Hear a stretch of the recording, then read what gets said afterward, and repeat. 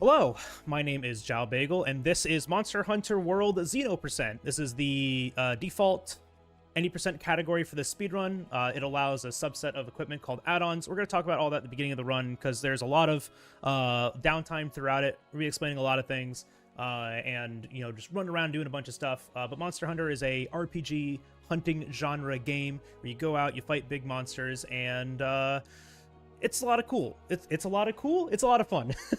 I'm joined by GreenSpeed. Say hi, Green. Hello. Green's going to provide a lot of commentary for me because I pay attention to this a lot. We're going to be talking about a lot of different things, especially this concept of scripting, which is the idea that we're going to do the fight in a precise way to always have the same outcome and control the monster's movements as well as our own. Without further ado, Green, do you want to give me a countdown? Yep. 3, 2, 1, go. And we are off. So one thing that you may know about this game is that there are unskippable cutscenes. Actually, that's a lie. We have a mod for that. There are 1 hour and 3 minutes of cutscenes in this game. We get to skip all of them now, so it makes the speedrun very, very fast. And also a lot more enjoyable. Right off the bat, though, we are climbing around on a monster that hit our boat, and he wrecked it, entirely. We were riding that, and see, look, he's completely destroyed it. Boats belong in water, not on mountain. So we have to go and confront the monster because, we want to get his insurance information so we can make a claim on our boat, because we want that boat back. It's kind of nice. Anyways, this is Zorah Magdaros. We're just going to be climbing around in him. It's a little bit of a tutorial section that we're going to be going through. It's just teaching us how to move around and all that. This is the handler in yellow there. She's going to be teaching us a bunch about the game and guiding us through it. We're going to more or less ignore the story of this game because it's Monster Hunter. What do? You hunt monsters. And how do you hunt those monsters? You use weapons. So there are 14 weapons to the game. Each weapon is kind of like its own category, but we're going to be using 2 weapons, so we're going to be running in what is called multi-weapon. So we'll be using a combination of SNS and switch axe. Excuse me, sword and shield and switch axe. I shouldn't use shorthand. Sword and shield and switch axe. Green's going to be helping me explain why we use those weapons at different times in classic speedrunning fashion because it's faster. But we actually get to make a little bit of decisions because they aren't too much faster than the others. We're almost coming to the end of this section here, so that'll also give me a little bit of time to explain one other category that we're running in. We are running Xeno% with add-ons, or also known just as Xeno%. Add-ons refers to a grouping of items and equipment that were added to the game after the game's release. So we made it a separate category to kind of, keep the original category untouched. And for the most part, they're 2 very different approaches to the game. But we're going to be using add-ons, which allows us to use this armor set that we're wearing right now. This blue leather armor is called the Guardian armor. And it has some quality of life skills that'll help us survive, as well as just a ton of defense for us. And then we'll also be able to craft weapons called the Defender weapons, and they are very, very strong. Green, can you explain a little bit about the Defender weapons? Yeah. So Capcom introduced them right before the Master Rank expansion for this game came out, and the explicit goal of those weapons was for people to beat the base game quickly so they could get to the expansion. So they are literally speedrun weapons, and we will take full advantage of that. They are actually the strongest high-rank weapons in the game. So by the end of this speedrun, we will have the strongest weapon that we could possibly have in the game, which is kind of goofy, kind of funny, and a little weird for a game like this that definitely focuses a lot on grinding. This is the Ancient Forest. This is the first locale that we get to kind of explore. And this game is unique in the genre. It was the first game to not have loading zones between all of its areas that you fight monsters. So it's one big seamless map. Very new concept for this game. Only 2 games in the franchise have it. Yo, Ty! Want to come to the tirade? My name is JalBagel. Sit back, relax, and enjoy the show. We're doing a bit of a commentary speedrun for GDQ submission. Hang out, everyone. I appreciate y'all. Feel free to ask questions, too. This game also introduced stealth. That's what we're taking advantage of right here. It's a little stealth tutorial. Just hide in the bush, avoid the creatures, and we'll be on our way. We can also take this time, since we're just kind of standing here, to set up the menu in the way that we would like. The main thing that we need to change here is turning auto save off. And then everything else is just pretty much like my decision. Tyra Wave 2, what were you streaming today? Green, you want to talk about monster tracks really quick? Yeah. So this game did introduce tracks to help you find monsters. We're not really going to use it for proper tracking because we know where all the monsters spawn. However, later on, we will need to gather research for 4 different monsters to unlock them. Yeah, and those sections historically take a lot of time and are kind of like these weird bottlenecks to the game and to the speedrun. Now we have strategies and have memorized the patterns that the tracks can spawn in, so they're a lot faster now. But we're almost out of our tutorial section and almost to the hub. This game is a hub-based adventure game, so between quests, between outings, we are going to be always going back to a hub of some sort. There's a couple different ones in the game, and we'll have access to 2 of them in this speedrun. Reminder that this category is called Xeno Percents. This is the low rank and high rank portions of the game, which are just the base game. There's a DLC for this game that includes Master Rank, the Iceborne DLC. We won't be doing that, but we will be taking advantage of the tools that are given to us in the Iceborne DLC. That's Anjanath. We'll see him later. Game is very cinematic, though. I absolutely love it. All right, and that is our first split, Astera. Green, you want to talk about text mashing? Yes. So this is a rare speed game where your text language actually does not matter. Text clears the frame you press the input, and well, text completes the frame you input, and then your next input will clear it. So the optimal way to mash in this game is actually to hold down one input button and mash the other 2 or 3, depending on your preference. Depending how much of a gamer you are. Yeah. You'll notice, though, I did say text language does not matter. Voice language does, which is why we are playing in the Monster Hunter language. There's some dialogue that is linked to the duration of the character speaking, not to your text mashing. Some council meetings. Earlier on, you saw when the handler had the map open, things like that. Overall, it saves about 40 seconds, so free time save is nice. We take it. Yep. Yeah, we take it anywhere we can get it. So you might notice right now that we're walking. I'm still holding down the sprint button. The character behind me, Field Team Leader, also known as Matt Mercer, is making us walk next to him. He's showing us Astera. We have a little skip here. It's called Mercer Skip. Shoutouts back to when we used to run this game in English, and we get to listen to Matt Mercer.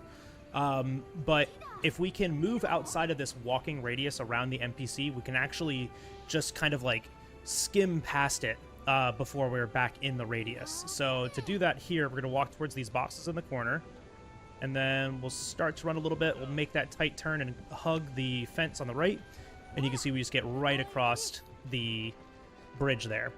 Without doing that, we would just be walking alongside him the entire time, and it'll waste a bunch of time. This is a council meeting. This is what Green was talking about. This is where text is linked. Some of the text boxes are linked to the audio key, or the voice audio that's happening. We just sit here and mash through these. There's only a couple of them throughout the run, but changing that language actually makes a huge impact on how fast this can be done. We're about to pick our first weapon. We're going to be using a little bit of mouse and keyboard movement here. The nice thing is that we can use any number of peripherals with this game, which is really nice, and switch seamlessly between them.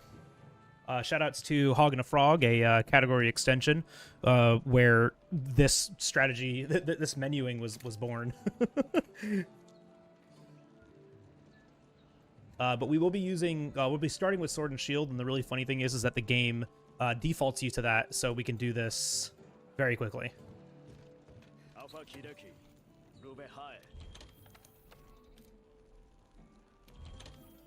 And right back out.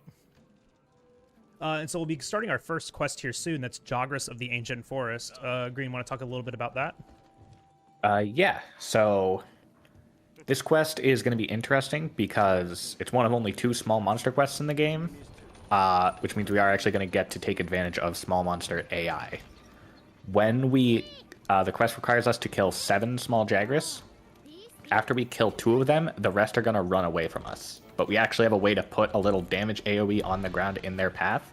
So all the ones running away from us will still die, and then we'll only need to kill one more Jagras to finish the quest. Yeah, it's a neat little strategy. We've been doing it for years, and just kind of optimizing it a little more each time. I think now's a good time to talk about Quest Timer 2. You want to hit on that? I'm not sure what you mean. The quest timers. The end quest timer. Oh, yeah, okay. So, there are two ways to end a quest in this game. You can either slay your target or capture your target. Slaying your target is exactly what it sounds like. You hit it until it's at 0 health, it dies, and then the game gives you 60 seconds to carve the monster and get resources off of it. The other option is capturing. You do need some extra resources, namely a trap and trank bombs, but the monster only has to be at roughly 30% health. Then you can place a trap, use 2 trank bombs. It saves you the time of hunting that last 30% of its health, and it shortens the end timer down to 20 seconds. So at minimum, it's a 40-second time save per monster. So every monster in this run that can be captured will be captured. Alright, that was a really good Jagras. Yeah. So now this end timer isn't skippable, so we'll just be using it to gather resources we need for trank bombs and traps, setting us up to capture the first large monster of the run in the next quest.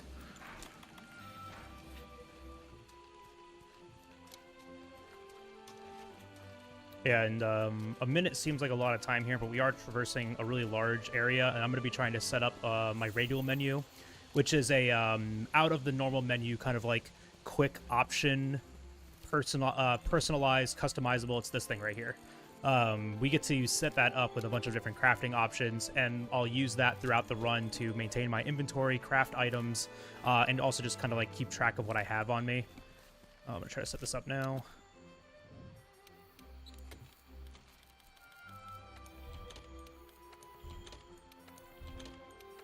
Nice. So I just need to get those 4 things on there for right now, and I'll finish the rest of it probably during the Pukei-Pukei quest. Yeah, the big advantage of this is just trying to take advantage of those quest timers at the end. Sometimes we have 60 seconds. Most times we only have 20. So we do have to really know what we're doing next and what resources are around. Quickly making a visit to the shop here. Just need 1 trap tool for that first monster that we're going to capture. We're going to be going back there here shortly, though. But now we get to go to the smithy and craft a weapon. And so, like we mentioned earlier, we're going to be using the defender weapons. They're not original to the game. They were added on later, a couple years later. And they are the strongest weapons in the game. And we're going to be switching from sword and shield to another category of weapon called switch axe. Green, why is switch axe good? Especially early game, it allows us to deal very consistent damage because its best move latches us onto a monster part and just hits it repeatedly. We also have a lot of control about how long that attack lasts and how much extra damage or how little damage we actually deal to that part. So we can use it to kind of chain together trips and staggers, different control animations against monsters that are linked to damage to specific parts. And we're going to be talking a lot about that throughout the run. This idea of control, and that's how we accomplish scripting, right? And scripting is this concept of having a start and all the steps in between to capture the monster, to finish the quest as fast as possible. And we'll point out when we go off script. Green's going to try to commentate the script as we go, so you can kind of follow along. Especially if you've played this game before, it might be a little bit easier, but it's definitely something that you can that really I think anyone can appreciate, because a lot of the time it just looks so clean. This is the second small monster quest that Green was talking about. This is Kestadon, or Kestadon Hashirashi, as the NPCs like to call it. This quest can be a little difficult. The Kestadon AI is not easily manipulated, and so we kind of have to get lucky with them grouping in specific ways. Fortunately, Switch Axe has a very large reach, and so we can use that to our advantage and hit multiple at a time, and also multiple that are a little bit further away.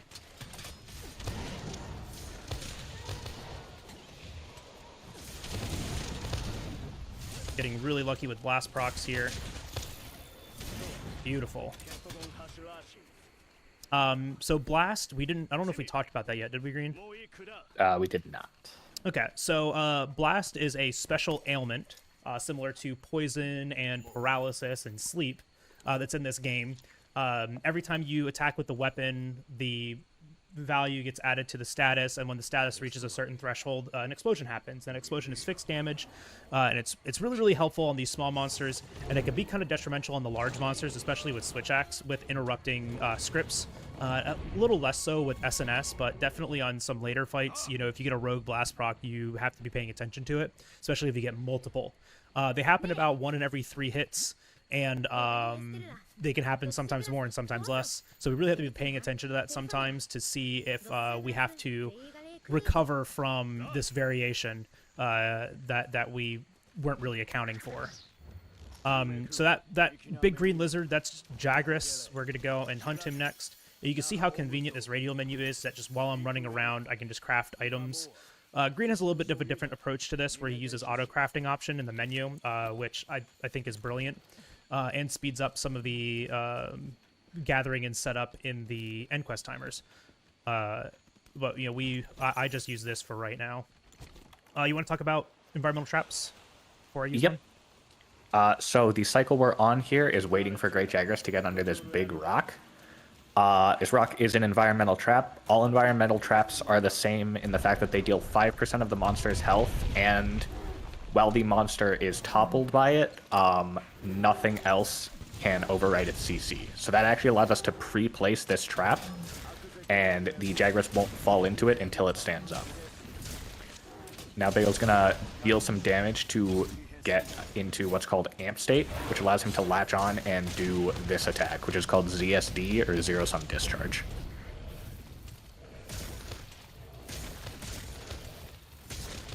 Nice. All right, and so that strategy is called Capris. It's really tight because you can see we're using all of our resources at the very beginning there, and then damaging the monster while they're in the trap. Tranquilizers, or tranks, and traps have a duration. They are not forever. They do expire. They do end. So it's really important for us to pay attention to that and to make sure that we don't miss, you know, our opportunity to trap. I hear my slow cooker in the background making noise. Mm-hmm. Oh, Air, that is a very good point, yeah. The 5% damage to that Great Jagras' health was 70 damage. 1 blast proc is 100 damage.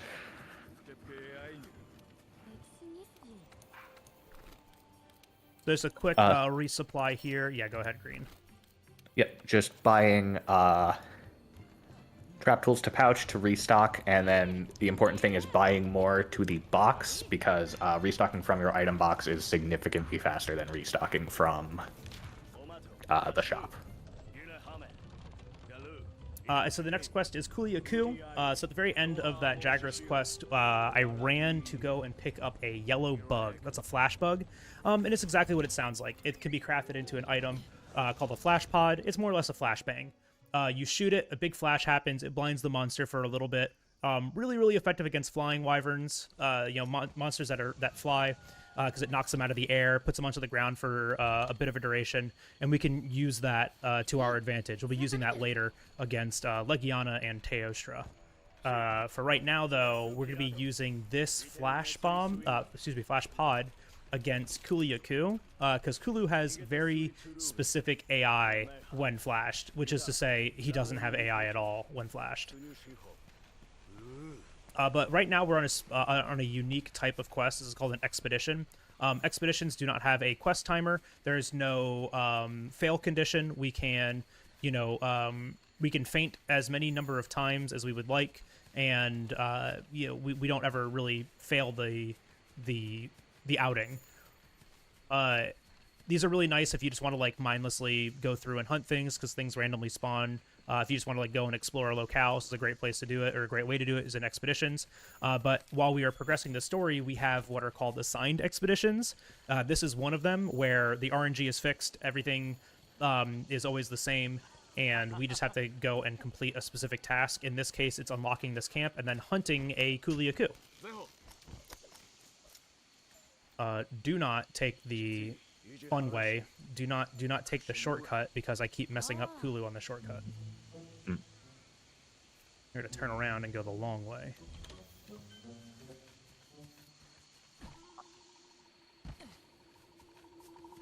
So Kulu-ya-ku is right there, but before we go and fight him, we need another trap tool. And so instead of using a pitfall trap on this monster, we're gonna be using a shock trap. Shock traps place a little bit faster, but they don't last nearly as long. But the resources for shock traps are much more readily available for us. Really quick, the basic gauge building combo. How did that not? Fire. That was weird. It's okay. Yeah, so this kind of weird stance Kulu just went into is what's called a clagger, or claw stagger. The game wants you to use your clutch claw to latch back on. That extends the duration of the CC. This is going to be our main form of control for the entire run. That little red rock on the ground is HP based. We don't really need them to track HP anymore in the early game, but when we get to some of the later fights, it does let us know that it's getting close to cap ready. First pod drops at around 35%, and all the monsters are capture ready at 30%. So that's kind of the goal of every single script. And so that one went pretty well, other than the one extra hit that we had to do. I'm not really sure why that happened. One of my hits might have gone into a hand instead of the head. But that's like how precise this run actually is, and how we place damage is. We every monster part, the head, the arms, the legs, the tail, the chest, all have different values for these different various forms of control. And if we miscalculate or misplace our damage, we can possibly miss that form of control, which is definitely slower. Want to talk about Kulu-ya-ku? Or not Kulu, Pukei-Pukei? Yeah, this is one of the more RNG heavy points in the run. There's about a 30% chance that a Anjanath will be here, which loses about 20 to 30 seconds just having to get rid of him. But this is going to be our first instance of clagger chaining. So you saw in Kulu-ya-ku we were getting claggers, but not really doing much with them. With Pukei, we are actually going to get a clagger, latch on, wait a second, and then time it out so our ZSD will finish and get us a second clagger. And that is unfortunate. There's an Anjanath there.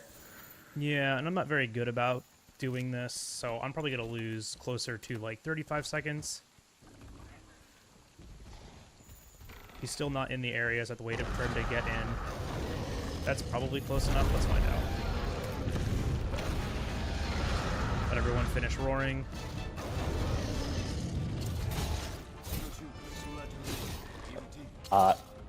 This is what's called a wall bang.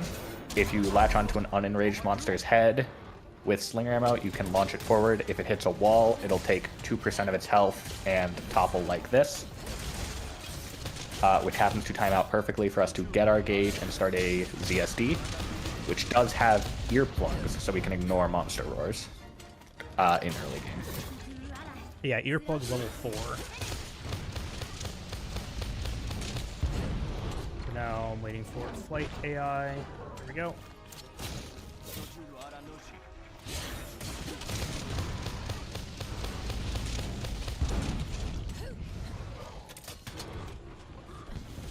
Now throwing the tranks down first just to give us a little more time in the trap if we need extra damage. Okay. Annoying lingering hitbox.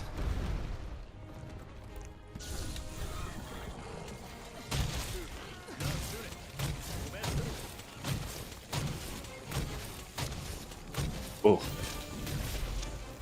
Yeah, a little too close for comfort, but we got it, and that's all that matters. Yep.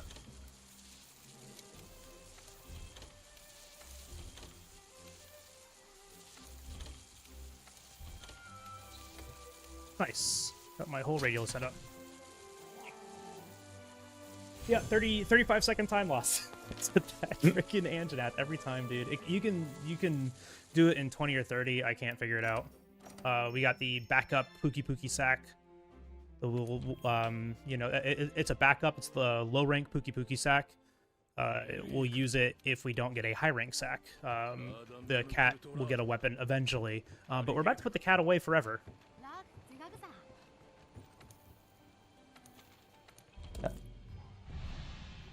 I see in chat how well documented are the hitboxes and what effect do they have on the scripts. Not really any, because if you do the scripts correctly and don't get like bad RNG, the monster doesn't get to attack in the first place.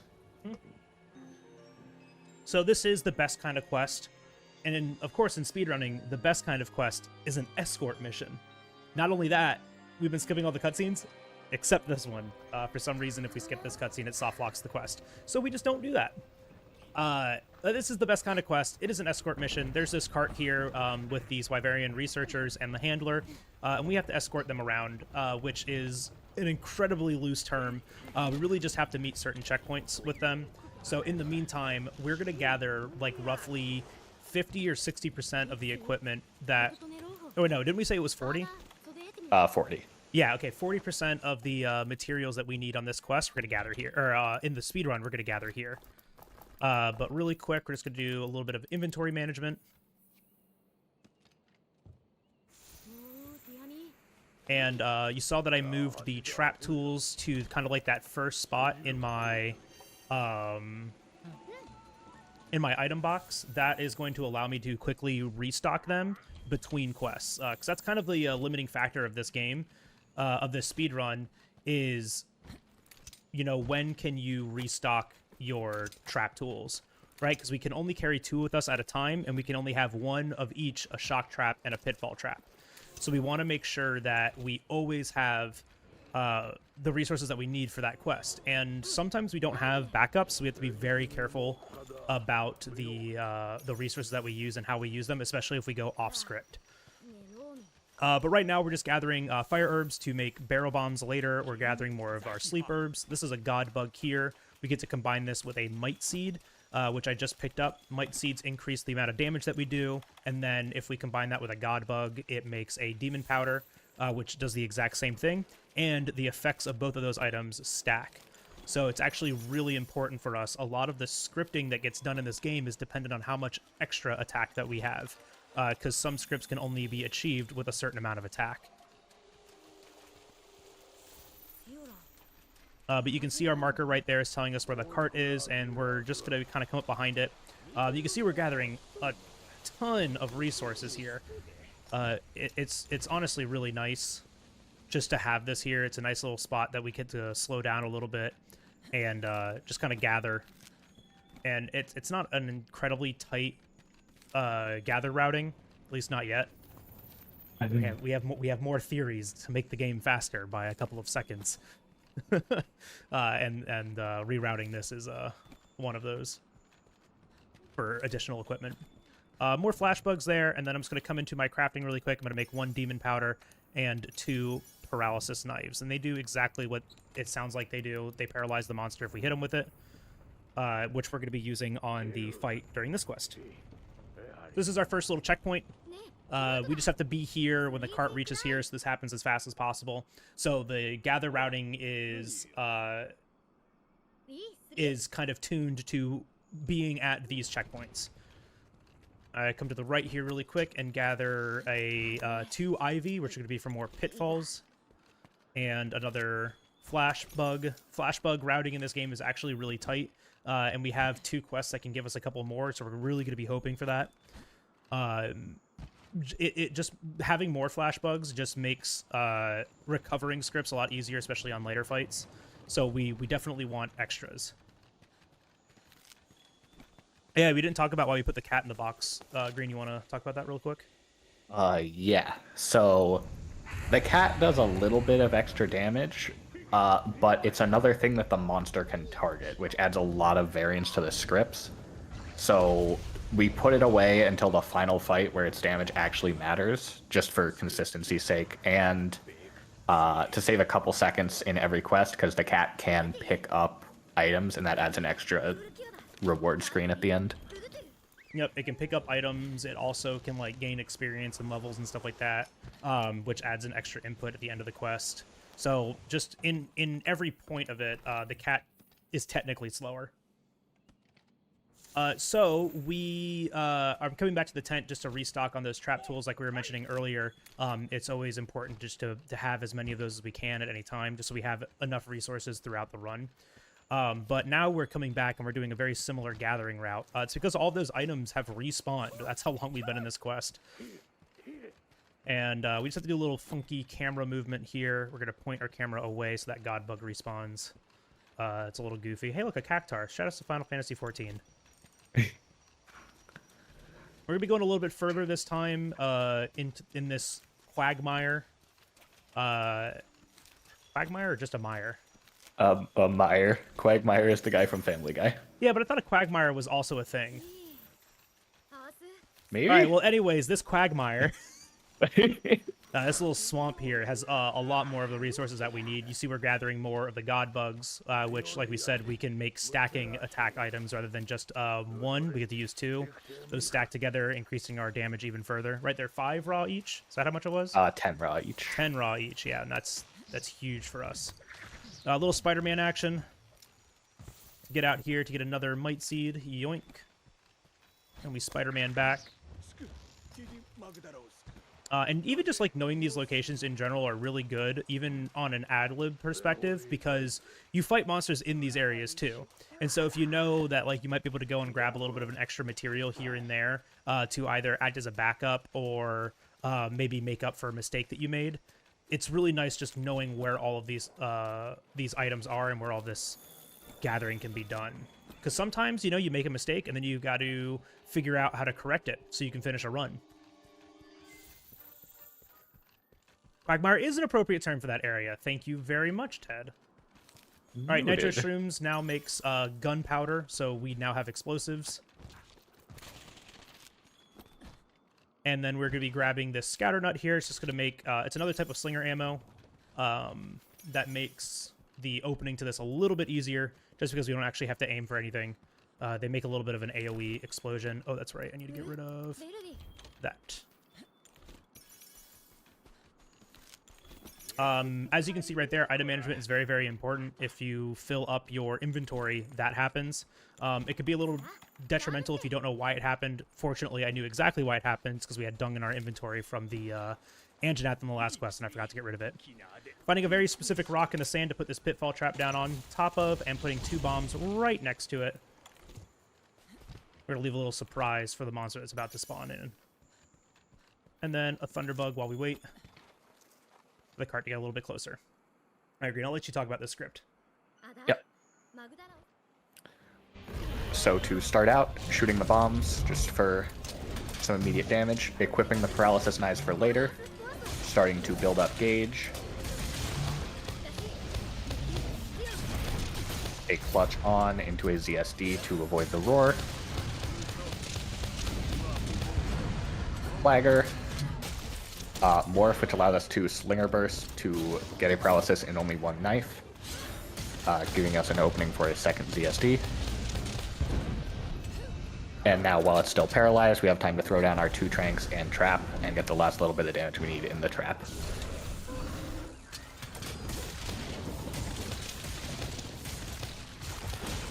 Beautiful. Not bad. And so blast procs can help make that a little bit faster. And I'm also really paying attention to my ZST finisher. You might notice throughout fighting, especially on that quest, some of the damage values are orange and some of them are gray. Gray just means it hit a weak hit zone, so it didn't deal nearly as much damage. Orange means it hit a good hit zone, so it dealt a lot of damage. No extra thunderbugs, sad. But I was paying attention to how my ZSD finisher went into the body. Sometimes it can, you know, trail into the head and I get a gray number, and then sometimes it stays in the chest or on the hand and I get an orange number. And so I'm just paying attention to that to make sure I don't need to do a little extra damage before I put the trap down. Especially if I get 2 gray numbers, I'm definitely short damage, so I usually hit it a couple more times before putting the trap down. Next is Jyuratodus. Why do we hate Jyuratodus, Green? He likes to fight in mud, and you can't place a trap in mud, so you have to be very careful with where he ends up. Additionally, he has an animation that the moment he decides to do it, before you can even recognize that he's doing it, he is immune to traps and jumps across the zone. It's very unfun, so we're going to try a gamer move here today. And it's absolutely not going to work out. I can already tell. I can feel it in my bones. You want to talk about the opener? Yeah, so to start out, we're equipping a flash pod. This increases the chance that we'll get the AI we need at the beginning. Perfect. There's only one move that makes that flash pod not work, as opposed to there being 2 or 3 moves that make this wallbang not work if we don't do the flash. We get our wallbang topple, do a grounded combo into a grounded ZSD this time. Not quite as much damage as a clutch on ZSD, but does get us positioned well to pick up this Slinger Thorn. And now clutch on for a second ZSD. That gets us a topple into our third ZSD, into a Clagger. Now this ZSD won't result in a Clagger, it will result in the flinch, which is what we have the Thorn Pod for. As Thorn Pod on the head, plus clutching on and starting a ZSD. Unlucky because I missed that first one. All right, so we have to ad-lib this now. And now he's forcing himself into the transition zone. Waiting for him to turn.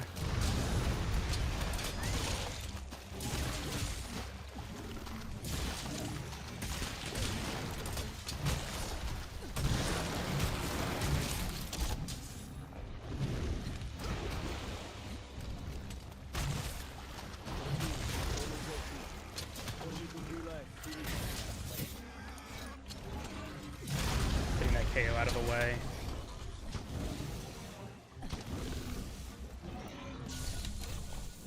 Unfortunate.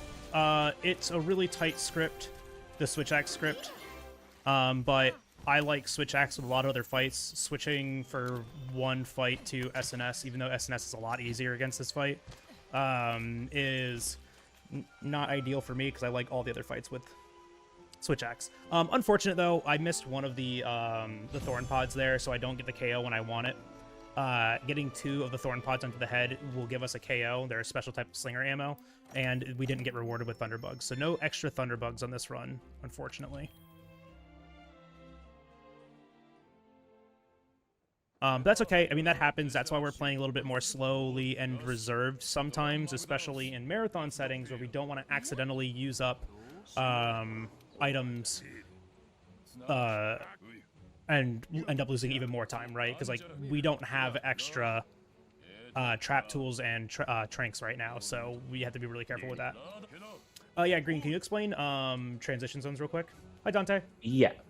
So, even though this is the first Monster Hunter game that doesn't have loading zones, there are still defined zones where monsters should be in the game. If a monster gets too far into a hallway, its AI is going to say, oh, I shouldn't be here, let me move to another area. And unfortunately, it considers another area to be an area different than the one you're fighting it in. So it's usually going to run very far away from you, which is going to lose a lot of time. Unfortunately for that script, we always put the Jyuratodus into a hallway.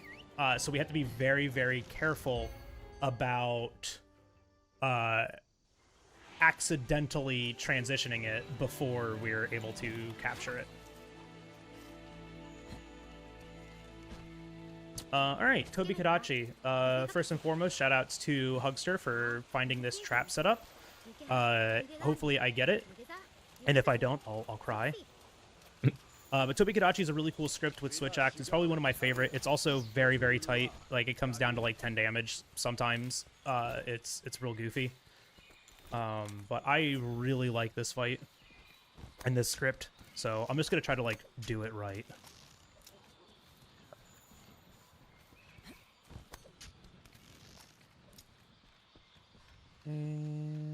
cut in. That looks good.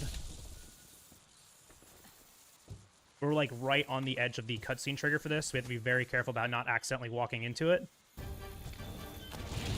Nice. Perfect. So started with a trap just for CC purposes to get our gauge and get into our ZSD. We've done enough damage now that it'll enrage, which gives us an opening to ZSD during the roar. Getting our first Clagger. Clutching onto the head, just because the finisher hits the head more consistently, even though it's slightly lower damage.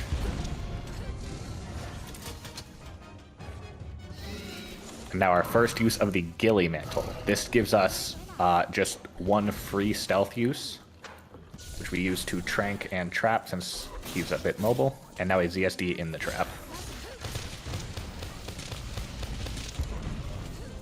Beautiful. Very good, Toby. So now we got 20 seconds to do some gathering really quick. There's a bunch of sleep herbs right underneath here, and more importantly, these spider webs, so we can stay on pace for our our pitfall traps, and then an extra flash, because flashes are nice. But yeah, that was a perfect Tobi-Kadachi. Yeah.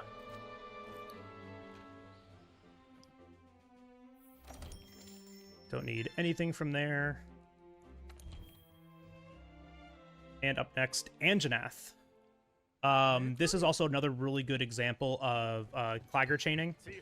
And then we also get to use an environmental trap in here too. Very fun fight to do with Switch Axe just because of, you know, how powerful you feel. Quick little restock here just to get kind of the last materials that we need for the run. We do one more shop later, but only for a couple of items. Mostly just to refill our inventory and grab an item that's going to give us more attack. But outside of that, we're pretty much done shopping.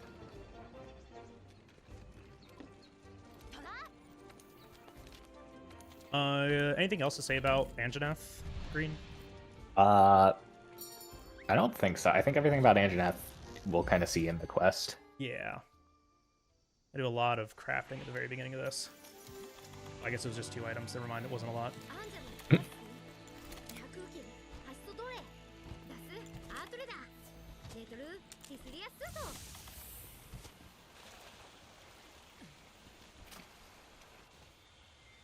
Right. So starting this quest out with a flash just makes the opening much more consistent because he has a very long reaction to it, and it always puts him in the same spot. Putting down a pitfall, starting off our gauge combo.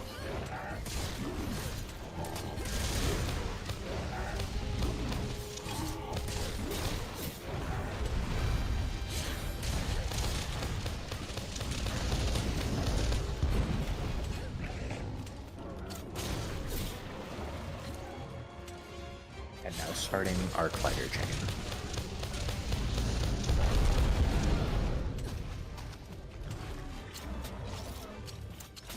Thanks, Kestadon, for That being is right in the way. I'm going to try to see if I can't get... Nope. So we're just going to let our gauge end. Unfortunately, the small monster just kind of, like, got in the way. We'll let my gauge end here.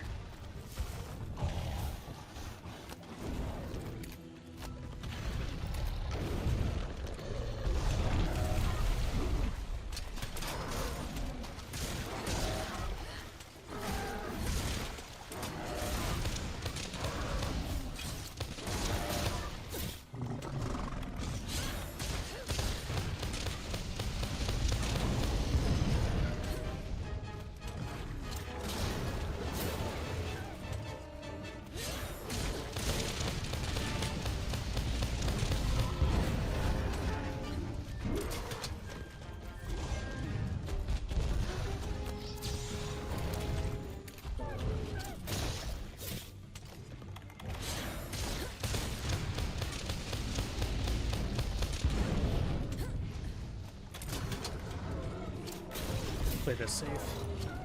Yep. Yep, cool. Nice. Yeah, really unfortunate that Kestadon got in the way. Unfortunately, the small monsters can block your Clutch Claw, and there's like 4 Kestadon that like to hang out here for some reason. So it's unfortunate, but it's not. It's definitely recoverable, as you can see, but it still wastes some time. And we had to use an extra Flash Bomb, which is unfortunate, but not the end of the world. Hopefully we get some good RNG later. There is 1 extra in the route. I just always like to have more than that. Still, just a really good example of the control that we use against the monsters here. Very, very happy about that, regardless of the time loss. Yep. All right, cool. Zorah won. This is the first Zorah Magdaros fight. So we saw him at the very beginning of the game. He wrecked our boat. Well, we found him, and we're gonna go get our insurance claim finalized so we can get our boat back.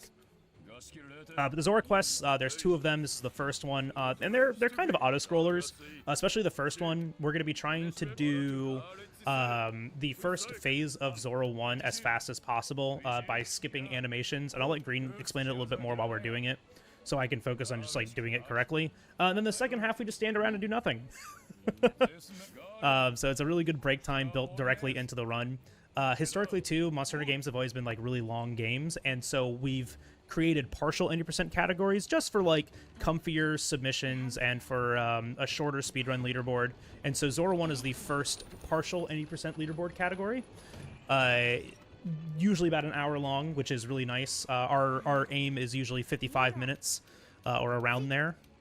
And we're pretty close to that. I'll be about a minute over that, it looks like. But the Zorah 1 quest is really nice too, because it also gives us a huge opportunity to like manage inventory, set up item bars, look at our equipment, make sure that we're doing everything correctly, and then also try to plan for backups if we need them. It's a very, very nice quest. But I'll let Green explain what we're doing here. So to start out, we are climbing to the top of the barrier, grabbing a one-shot binder and shooting it at him. This binder has to be fired for the quest, or has to be used for the quest to progress. And earlier on, there's like some threshold where if he steps too far past it, the binder lasts for a much longer time. So we just get it out of the way as soon as possible. This makes it last for like 20 seconds instead of 2 minutes. Coming into the camp just to get rations for stamina.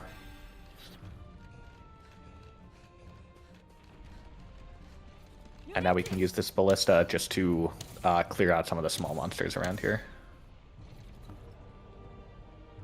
These guys can be a little annoying, so getting rid of them just helps. How does that miss? I got him. Now we come to this first cannon, push it once to the left, and we wait. And we wait. And so we can get a couple of things done here while we wait. I'll manage my inventory and my item bar. Check a couple of other things. I'm pretty sure I'm set up here. Yeah, I've got everything here. And now we wait.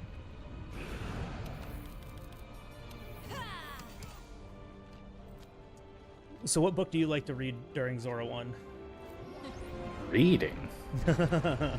All right, we're speedrunners. We don't do that. What audiobook do you like to listen to?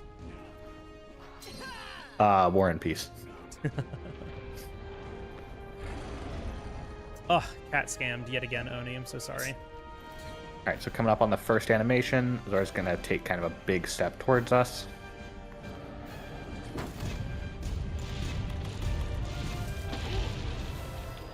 Good, chest break has canceled it.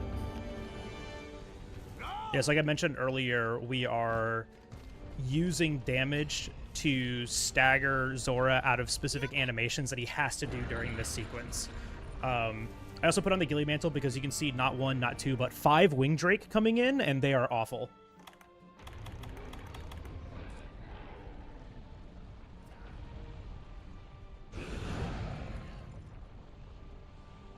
The next kind of visual cue is really obvious to see once you see it.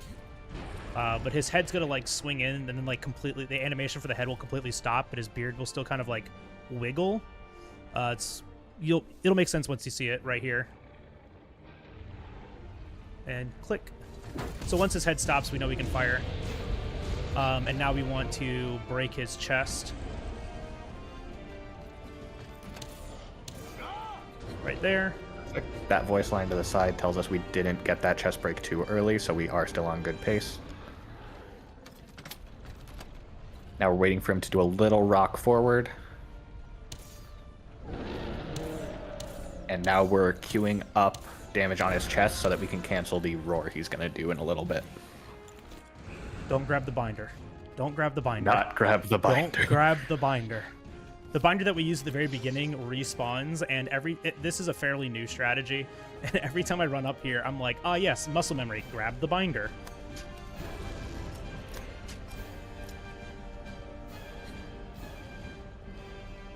So what, I did 7 already. 1, 2, 3, 4, 5. So even on Zorah Magdaros, we can take advantage of these like hidden thresholds to get specific forms of control. Even Zorah Magdaros, this gigantic mountain, is still a monster. Its weak spot must be the head, right? Sure. Nice. Right. There we go. And so we're waiting for a very specific animation there too. His head begins to tuck down. That's the start of his roar animation. So as long as we just cancel that, you are the worst. As long as we just cancel that, we're fine here. Oh no, I'm gonna get DDR'd. No.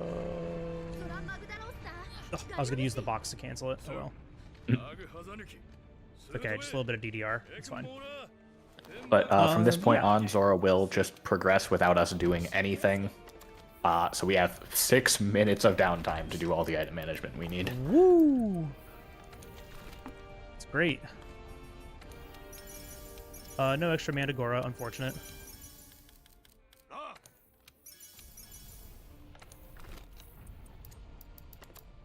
We take those, we restock that, that stays, restock those, and sort that, and then sell materials. We need 3,600 Zenny here.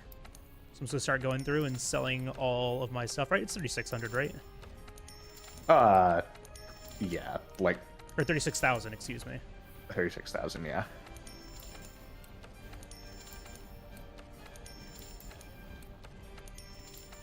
Which is pretty doable, but since we take a lot of the materials, especially on Barroth and Jyuratodus, because we're banking on extra flash bugs, we just kind of have to come through here and do a quick sell of stuff. We want to make sure we don't get rid of the scales, and that I keep the pelt as backup in case I want to go and unlock Camp 17.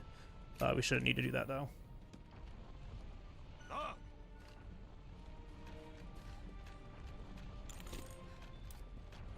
Yep, everything looks crafted. We're just going to make the rest of our mega potions, just as a backup, just in case.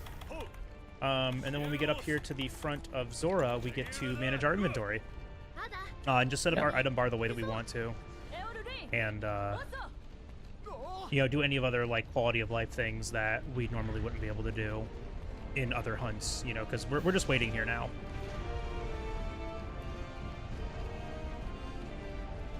Yeah, unfortunately, it is a big point of downtime, but it's the only point of downtime like this in the entire game.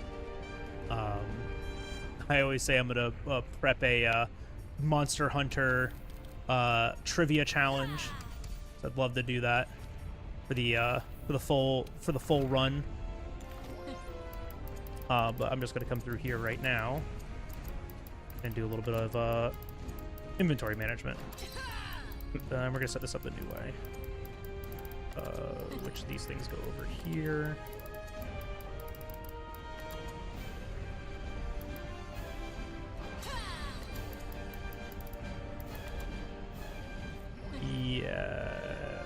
Yes, this still works. Put that right there, and put this right here. So I'm just setting this up in a way that makes sense to me. There's no right or wrong way to do this, but I know I use some items like one right after another right here. You know, like I'll equip a flash pod and then like use a might seed in some spots, or like I'll want to have my flash pods and my ghillie next to each other because I'm going to use those back to back. And the same thing with, you know, tranks and traps. The only time that I'm ever going to be using a trank is when I'm using a trap, so having them right next to it just makes it a little bit easier for me to use it. Yeah, you could also speedrun Rise while you sit on Zorah Magdaros' back and wait. I will be right back, though. I need to go and check. My crock pot is making noise. Oh. Yeah, go do that. Well, he's gone. I guess I can tell the story of the ill-fated Zorah skip. We had a theory a while back that if you could pre-damage the monster that shows up at the end of this quest, we might be able to skip this whole walking sequence. So I reached out to a modder and asked if that was possible. And what I was told was, first off, that monster is 8,000 units below the ground and behind 14 layers of projectile protection. Second, even if you could somehow damage him ahead of time, every step Zorah takes in this second phase is a flag that has to be met for the quest to end. Good old theoretical, not possible Zorah skip. Yep. One day, we'll break this game. Today is not that day.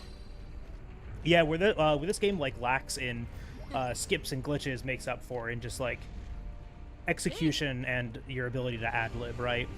And I find that really attractive in a speedrun, at least for myself, especially in a game with such satisfying combat as Monster Hunter.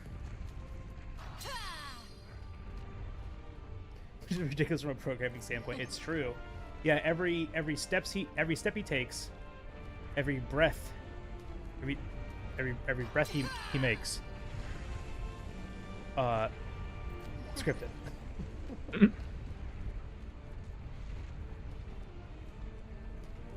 Yeah, absolutely wild though.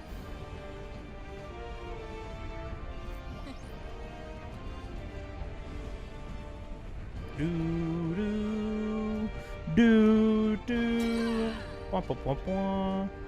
Yeah, I don't have any Monster Hunter trivia queued up right now, so we'll definitely have something prepared for the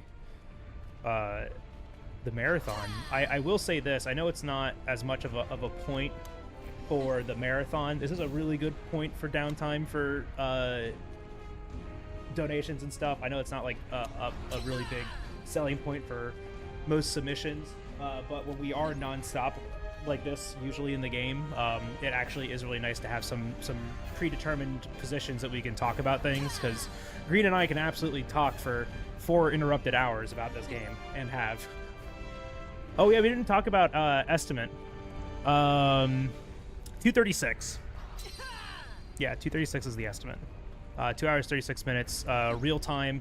Right now my timer is showing in-game time, and we'll check the real time afterwards. I have another timer running that shows real time. Oh hey, there's our voice line. Oh my god, we get to play the game again. Yay! Have you considered any bid wars or incentives yet? We usually do a bid war for the name. Incentives wise, haven't really thought of any of those. I was thinking about doing Hog and a Frog as a bonus run, but probably won't. Yeah. There's Saber, Kill the Dodo. Oh yeah. Bully or Spare. Yeah. Yeah, there's always that too. But yeah, I guess we could just like unlock Hog and a Frog during a run. Yeah. And we could do it like right before Nergi. Alright, speaking of Nergi, this is Nergigante Quick Kill. This is one of my only contributions. No, it's actually not true, but this is one of my favorite contributions to this speedrun. We have to fight Nergigante here. But he is a pain and will like move around a bunch. We don't like that. So we're just gonna put down these 2 bombs right here, draw our weapon. And that's it.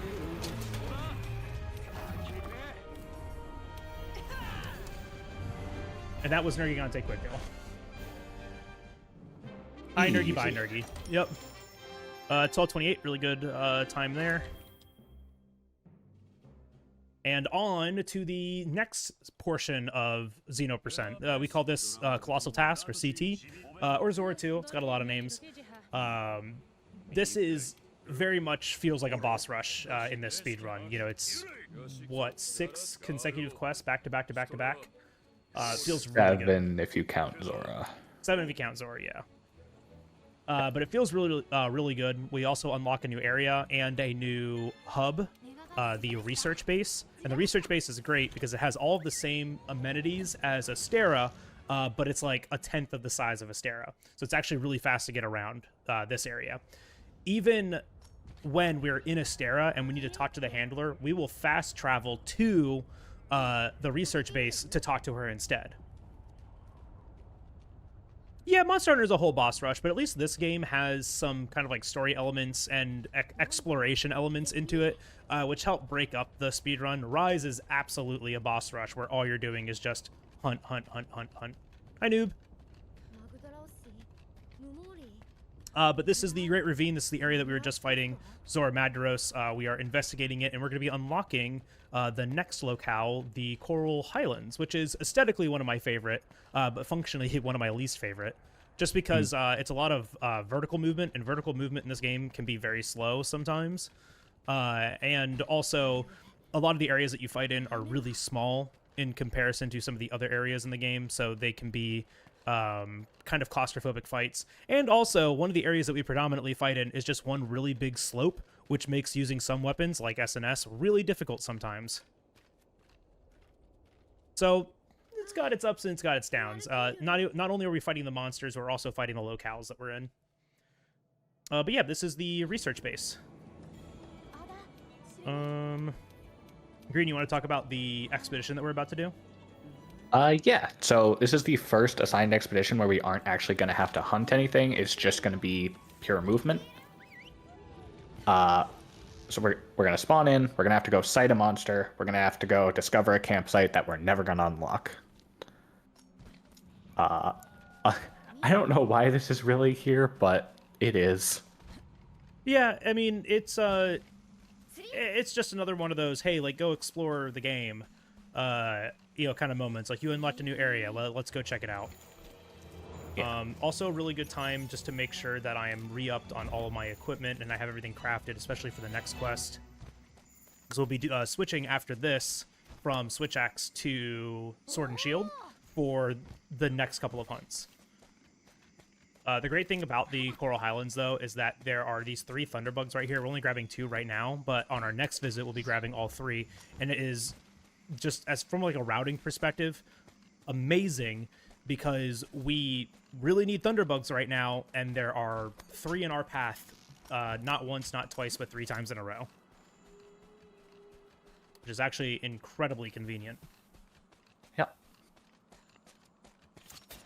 More Spider-Man movement. And these little wedge beetles. Use our little grapple hook.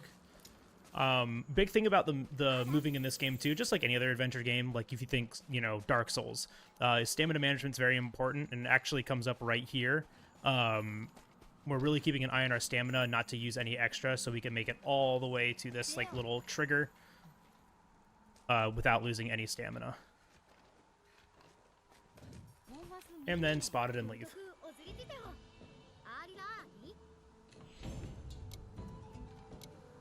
All right, and so this is like a really good example of why the research base is better than Astera in literally every way, shape, and form, because we are going to accept a quest and upgrade our change and upgrade our weapon here, and you can see just like how much faster that can be done here as opposed to Astera. You know, where we had to like take the lift all the way to the smithy and then run deep inside the smithy's workshop.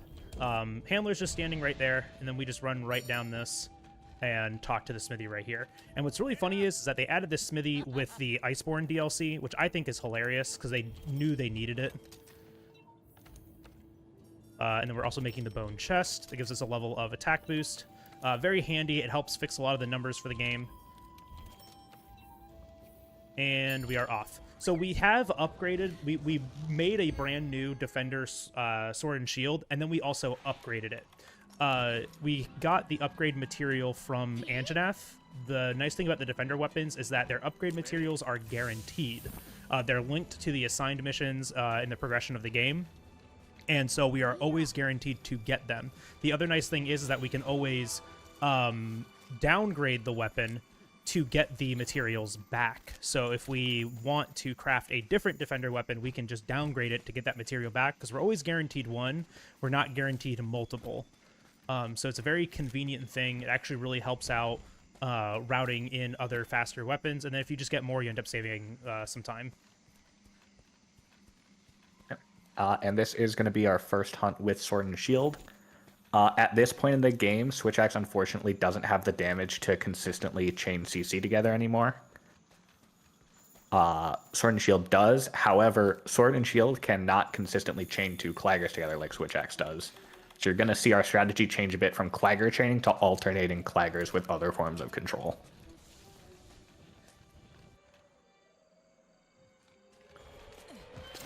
So starting out with a Claw Uppercut into a Wallbang. And a second Claw Uppercut on the head. That tenderizes it, which is about a 10% damage boost on this monster, I believe.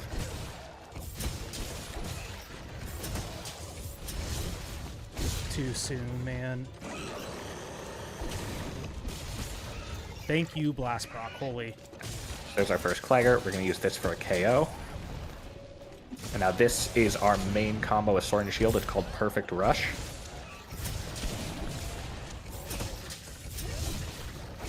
Got lucky there. Next. Second Clagger.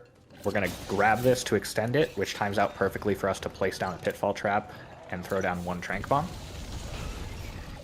You can fit two Perfect Rush or PRs in here.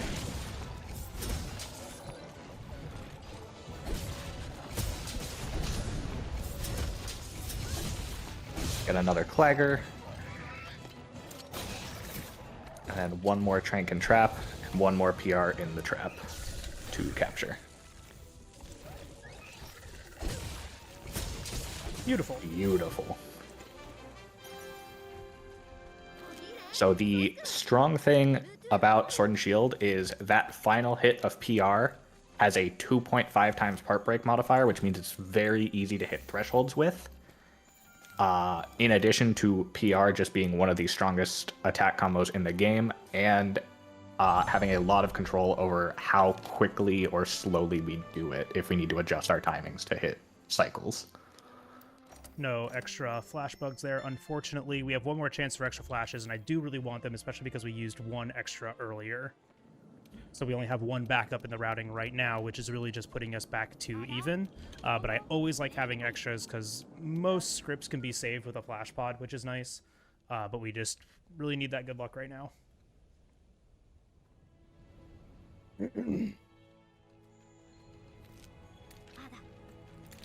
All right, Radobaan. I don't like this fight. It's hard to do. Only because this monster is really big, and so if you don't position correctly, you can more or less just like outposition yourself. I'll let Green explain it a little bit more. I'm just gonna try to focus on doing it right. Yep. So starting off with a flash just to put him in a consistent position. Unequipping. Doing a Claw Uppercut on the head to get half of a Tenderize. Setting up for a Wallbang. Clutching onto the head. Doing a Tenderize attack. That gets us the second half of the Tenderize and drops us a Thorn Pod for a KO. And then we can start our PR.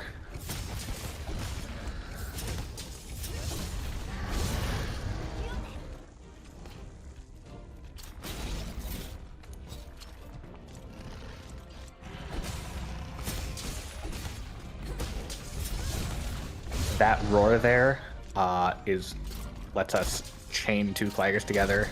One of the few times we can do that on Sword and Shield. Lets us set up into a KO. Falling Shield Bash. Into another Perfect Rush. Into a Clagger. There's first pod on the ground. We're going to clutch on, throw our two Tranks and Trap, and then one PR in this trap should do it.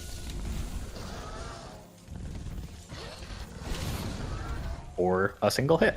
Thank you, Blast Procs. Thank you, Blast Proc. So now on this expedition, we do still need to sight one more monster and pick up the Parashrooms we need along the way. Yeah, we just picked up a ton of the sleep herbs, so now we need a ton of the perish rooms. I am going to grab the extra perish room because of cope. Just as a backup, marathon safety.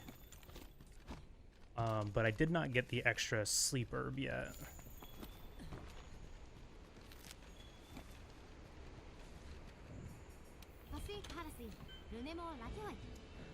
Yeah, the Vespoids there are also really scary, the big mosquitoes, because if they hit us, not only can they flinch us out of the attacks that we're doing, they can also paralyze us, which just ruins everything.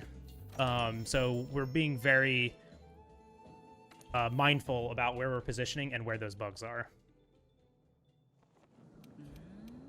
Alright, Legiana's next. Before we go and do this quest, we have to go and watch a cutscene really quick.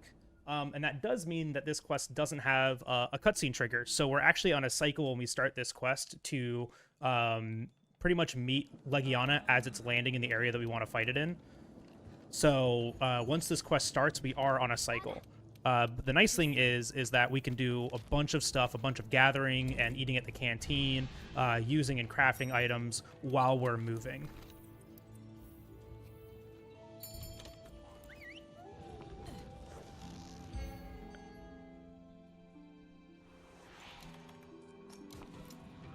This is one of the few quests where eating at the canteen is not a time loss because we're on a cycle anyway.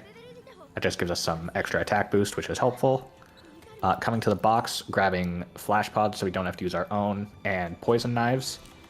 A single poison knife will cause a poison on this monster, and I believe a poison does 4 to 5% of its health, which is huge.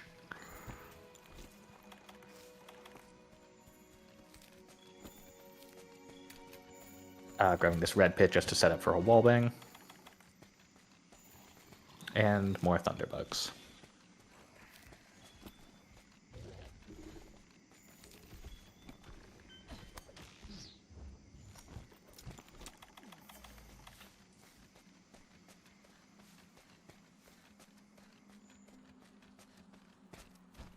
The really nice thing is that with really good movement, you kind of get here very early.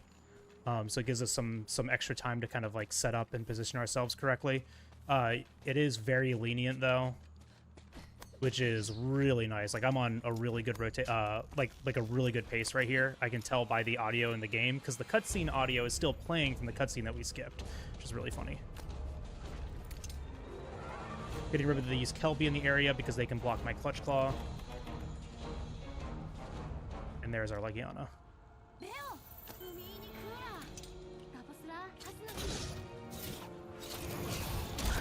So setting up for a wallbang. Doing half a PR here. Dodging out. Going into a leaping slash. And that gets us a mount, which forces it into the air. You can immediately use a flash to drop it back down, which gives us an opening for another PR. PR gets us a Clagger. Extend the duration with a Claw Uppercut, which also half tenderizes the head. Do a partial PR. After this, it's going to roar, so we dodge out. This back hop has iframes, which lets us dodge the roar and go into another PR. She flails her head to recover from the flash. Lets us land the PR finisher, gets another Clagger. Extend with Claw Uppercut. Head is now fully tenderized, and now we can get a KO. Going down one Trank. Do a couple slashes just to time out our PR correctly.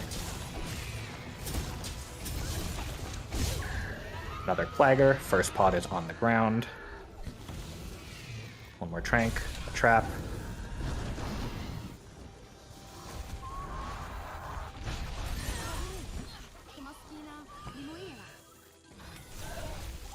And a PR. All right, other than missing that trap, I was really greedy about it. I felt like I was going to miss it. I should have just extended the Clagger to give me that safety, but it's really okay.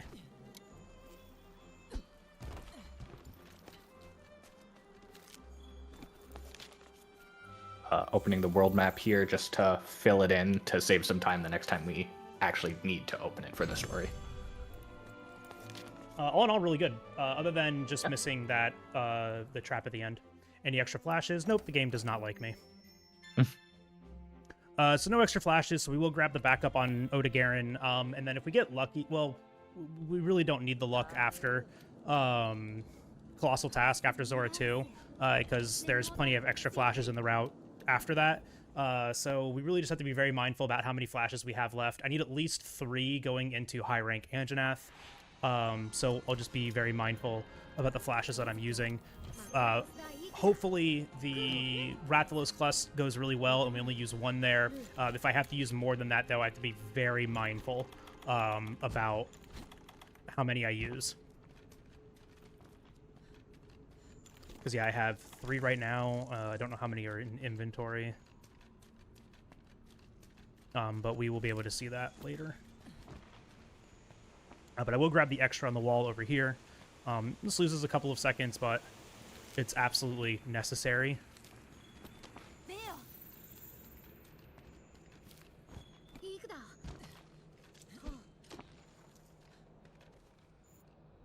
All right, and then Odogaron. Green, why is Odogaron cool? He is one of the few fights where we don't have a proper script. We just have a general strategy.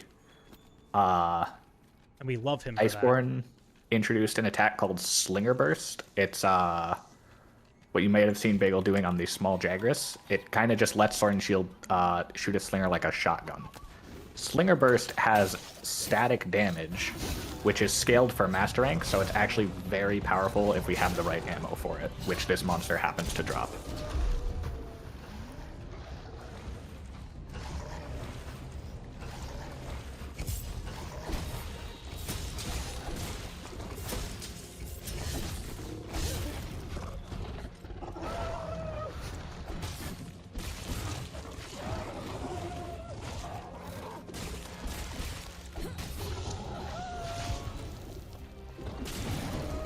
Go, there's our Clagger, buck onto the head.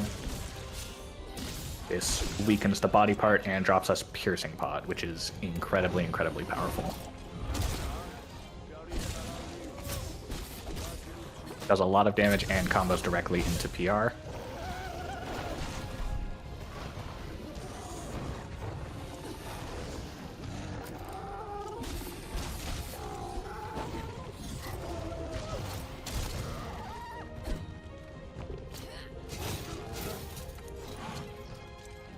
Our goal is just going to be alternating these Claggers and that weird little fake topple.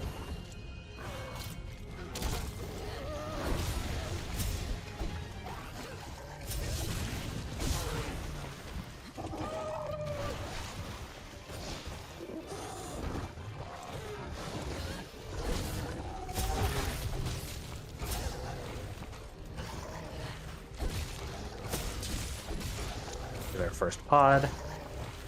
There's our first 2 pods. So he is capture ready. Beautiful. Yeah, that was a little scuffed, but still good enough. Especially on this fight, we use the pod drops from the HP pod drops as indicators on how close the fight is to being completed. Unfortunately, though, that's always not like an end-all be-all strategy. I also have to keep in mind like how long I've been fighting it and if my damage has been good. I knew that time it wasn't, so I needed to rely on the pods. But by the time it drops first pod, we can just go and pick it up and pre-trank and trap it, and then just Slinger Burst it 3 times. That was still sub 3? And just Slinger Burst it 3 times, and that usually reduces the health from the 35 or 36 down to the 30 that we need. It's not there. There we go. All right, Green. Rathalos. Expedition Rathalos. Take it away. So, what's going to happen here, we're going to go up to a monster's nest. There's going to be a cool cutscene that we're going to skip. And the monster is going to try to fly away. The game expects you to either like chase it around the map or leave and repost the quest. We recently discovered that you can position a pitfall trap just outside the cutscene. After the cutscene ends, the monster will fall into it, and that gives you just enough time to run up to it and flash it out of the air before it flies away. So we can fight it immediately. very tight strategy, very easy to mess up. Getting it saves like how long? How much time? 40 seconds to a minute, depending on the track RNG you get later in the run. Right.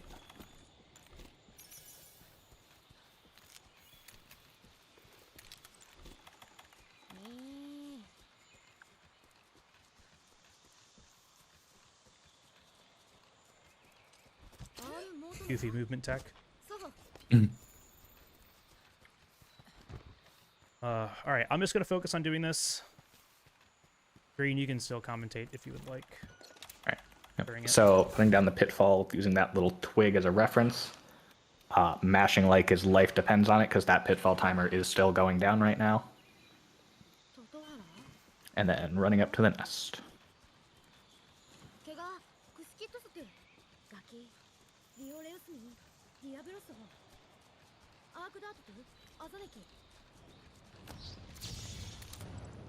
Alright, we missed it.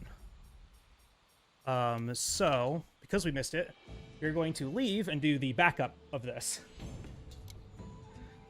This is actually probably really good for marathon practice. Yeah. As we get this entire time loss.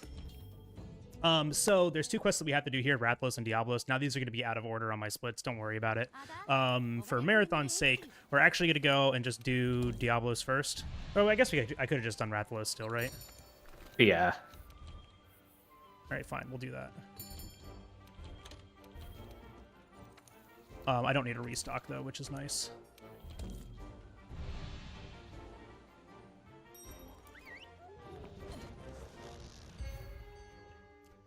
So this is called 17-less, this strategy. We are on a timer now to get to this Rathalos. And also, unfortunately, I am short another Thunderbug, another Flash Bug. I have 5 left right now. I'm going to use 2 more, 1 more at least. That'll put me at 4, so I should have enough.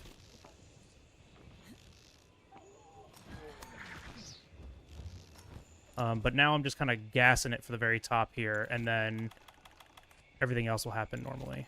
I need to... Well, kind of normally. I need to remember that I don't have the same amount of damage here, so I do need to look for that pod. Oh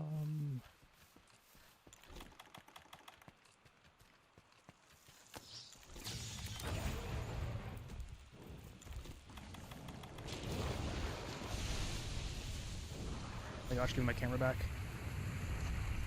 Ooh.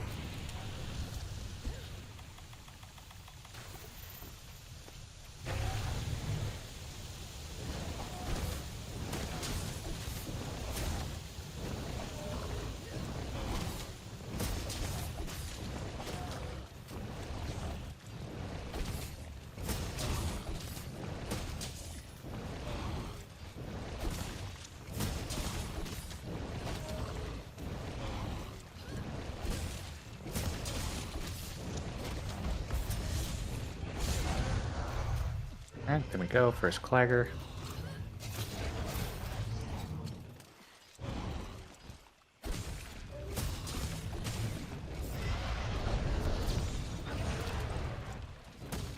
Now trying to build up a KO. Perfect.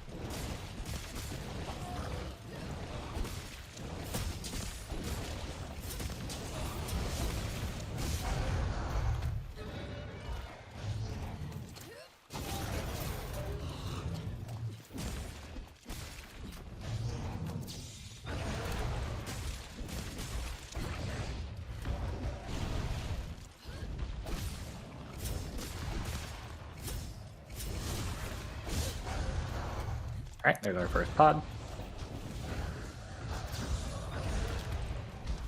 Both tranks. And a trap. And now PR.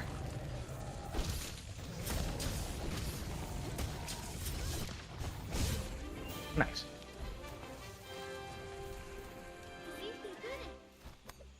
Try trying to remember where the flashes are here, if there are any close by. I guess there aren't, are there? No. That would be the one thing that I want right now is a flash. Because I used too many there. I don't know if I'm going to have enough now.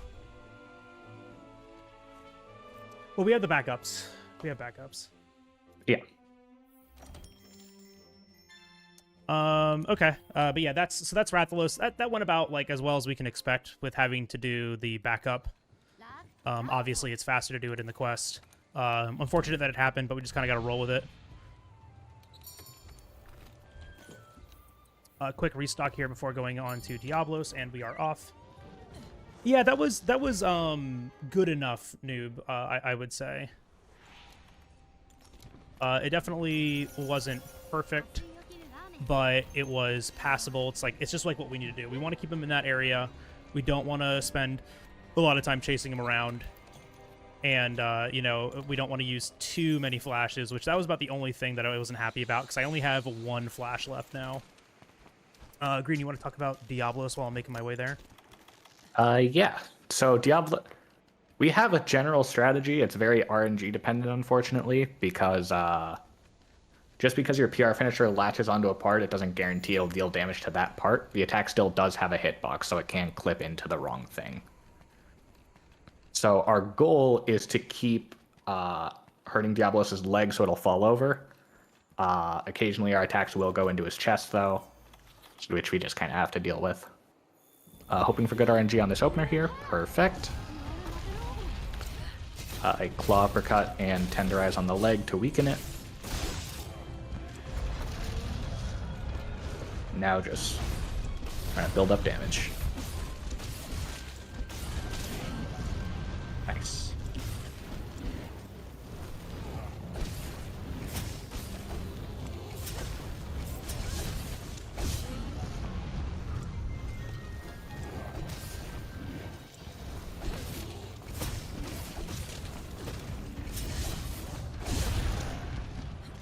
So there's what we were talking about, clipped into the chest, which did give us a Clagger this time, thankfully.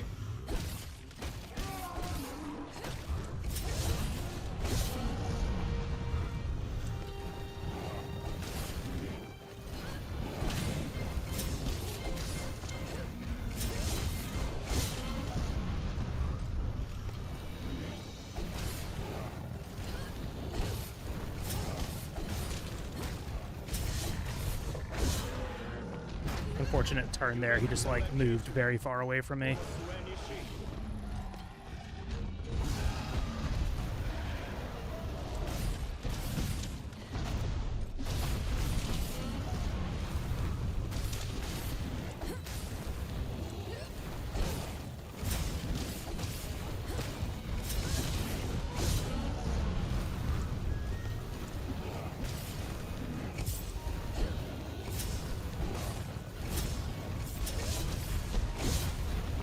This is a dig, so we can use a Screamer Pod here. And combo into 2 PRs. I think it's cap ready. Hey, look at that. Trip. Hey, look at that. Perfect. Yeah, we don't want to let him move around while trying to trap him, because if he digs, it breaks the trap. So we really only want to go for a trap when he is on the ground. So even though I saw that pod there, I could have like abandoned and tried to capture it. But if he digs, it destroys my trap, and I do not have a backup. Well, I have one backup right now, and I don't want to do that. But that was good. About as good as that fight can go. Like Green said, it's very RNG dependent. Where our finishers actually land will really change our damage. And since I got that finisher into the head, it just kind of took my lock away. It was probably avoidable. I might have been just like a little too far away from him, but he turned in a really weird way that I just like wasn't expecting, because I was trying to get that finisher into the leg, since we have some control over, you know, when the finisher actually happens. Yo, Etchy! Everyone come in the Etchy raid. My name is JalBagel. I spare a monster of a game. Sit back, relax, and enjoy the show. We're doing a Xeno% commentary speedrun for GDQ submission. Sit back and enjoy it. If you guys have questions, feel free to ask. We're always happy to answer questions and help improve our commentary. Thank you so much, Etchy. If you guys don't know Etchy, Etchy is a Pokemon speedrunner, TCG fanatic, and all around just amazing human being. You should go and follow him if you aren't doing that already. All right, Green. Zorah 2. Zorah 2. So this is the second partial any percent category. I just wanted to make sure we added that in there. Zorah 1 was the first one. Zorah 2 is the second one. Yeah. Thankfully, this fight actually has things to do for the entire duration. Sadly, you can randomly lose 20 seconds and we're not sure why. Yeah, you just do that. Yeah, go walk the dog. We appreciate you, Etchy. Thank you so much. So beforehand, just buying a power charm. That's just a flat permanent attack boost, and restocking our trap tools and barrel bombs.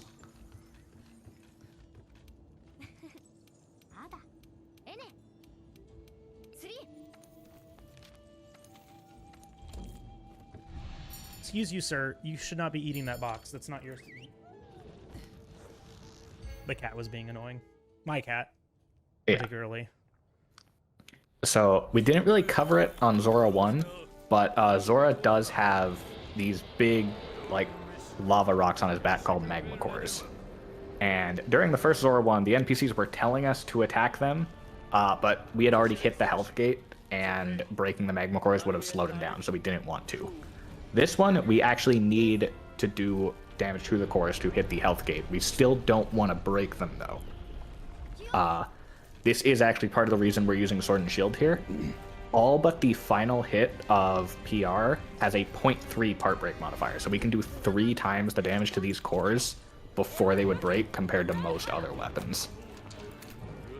So we're going to be getting them close, but not quite to breaking.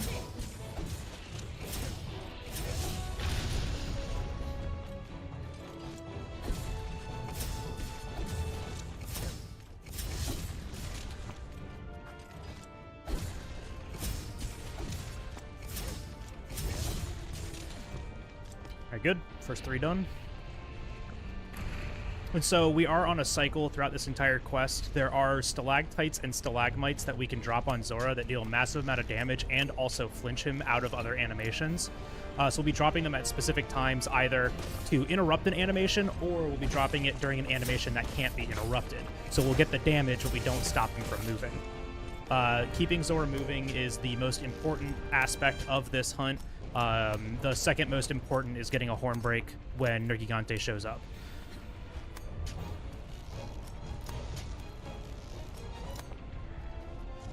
We're just going to wait for a voice line here and drop these stalactites. There's one behind me and one in front of me.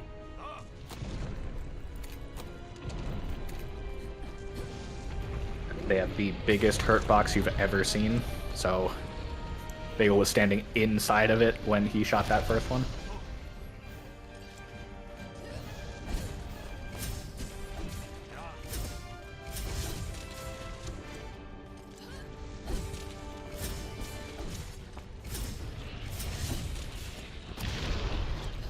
Good luck there. Ideally, we do 5 PRs here, so I just need to like fit this last one in somewhere.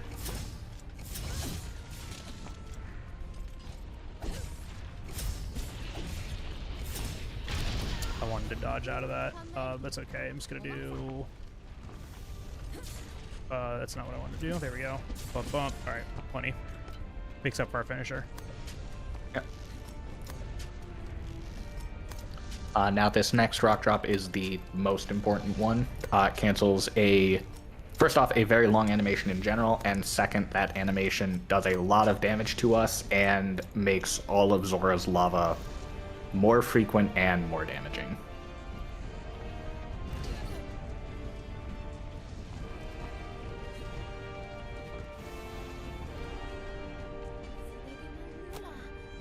That voice line tells us the animation's happening. We can drop the rock. The rock will flinch him out of it.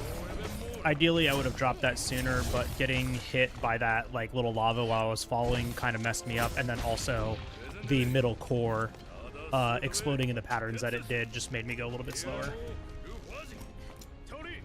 But it's a-okay. Losing a couple seconds there just to make sure that we get that flinch at the right time is a-okay.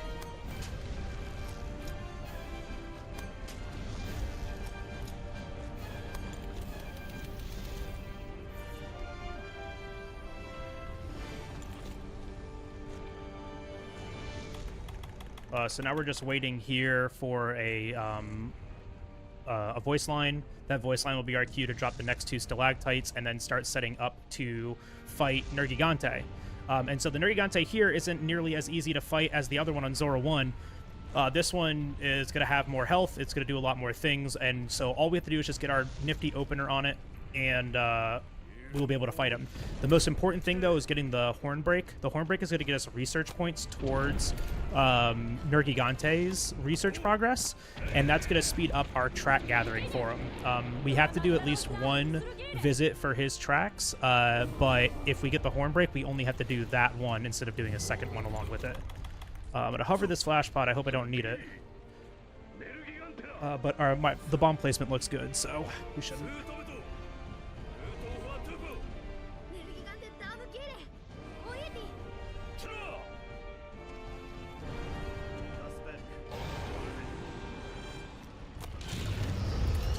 Nice. Those bombs get us a flinch. And we can set up our wallbang. Claw uppercut and tenderize the head. Weakens it and will drop us a thorn pod that we can use for a KO. Oh, beautiful animation.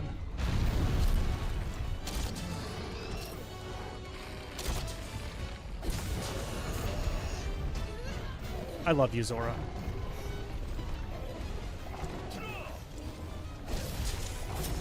Alright, there's the Horn Break. That is what matters. Yeah, fortunately, the Thorn Pod, as long as you just, like, get all of them on there and hit it twice, it'll always get that Horn Break.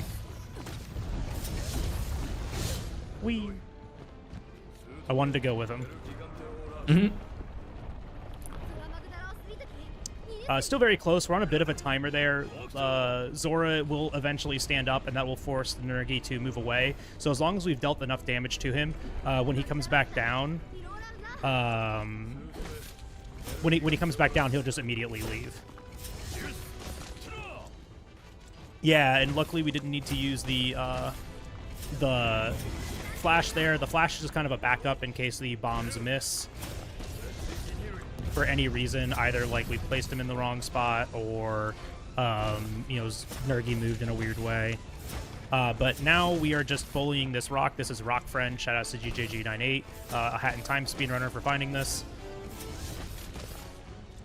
But for some reason, when Zorah Magdaros is standing up, this rock just doesn't break.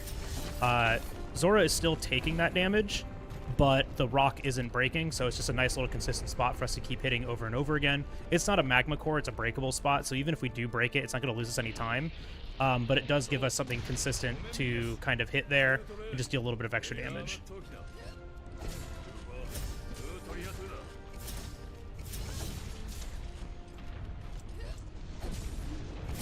Four more PRs right here. This is my first 2.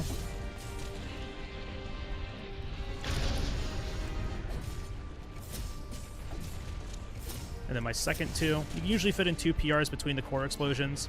You just have to be really paying attention to the pattern that you get so you position yourself correctly. And you can sometimes start them a little bit earlier.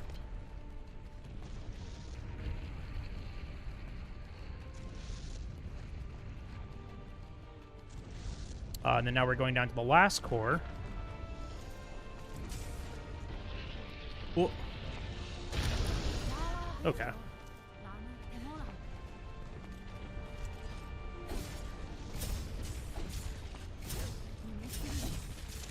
The core explosion hitboxes, unfortunately, don't always look like where they are.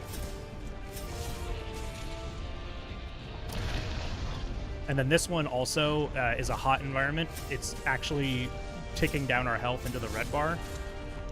So I do have to be really careful here. I'm being very greedy. I'm actually going to heal now while the last explosion's happening. Zorah is also transitioning into the next phase. So what we're going to try to do is like wedge ourselves up into this corner and have the wall fall on top of us as we're doing PRs here. And it's going to put us kind of like in this pseudo out of bounds and put us on this side of the barrier.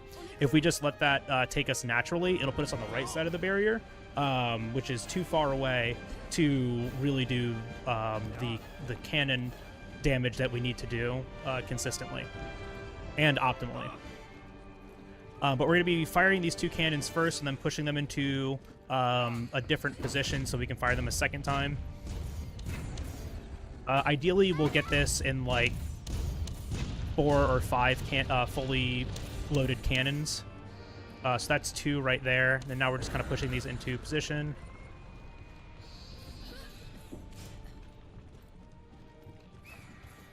So one of the stipulations for this quest to end is the barrier that we were just on. It has a health bar, and if it reaches 0, we fail the quest.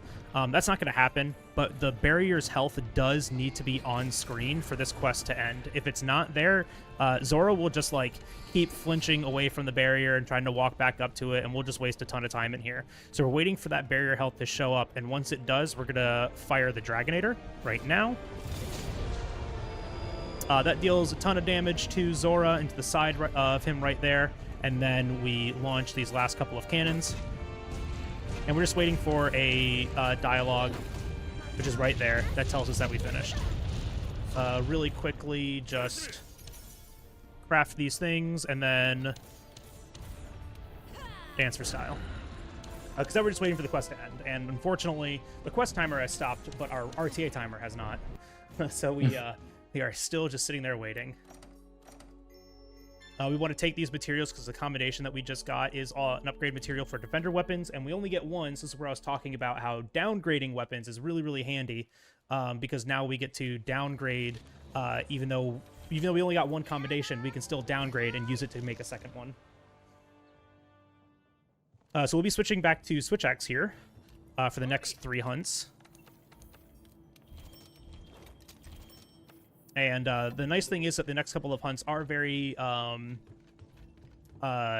chainable with Switch Axe, so we will absolutely take advantage of that. Yasky4, thank you for that follow. Welcome on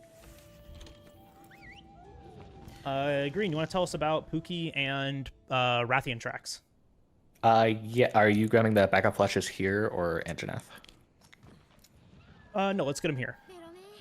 Okay. Yeah, so we are now in high rank, so the game is kind of introducing us to this concept by having us fight a monster we fought before, but at a higher level, which is going to be Pukei-Pukei. And as part of this, the game is going to show us some new pink Rathian tracks that we're going to have to collect to unlock the next hunt. So, like Bagel mentioned earlier, the tracks are going to be spawning in set patterns that we have memorized.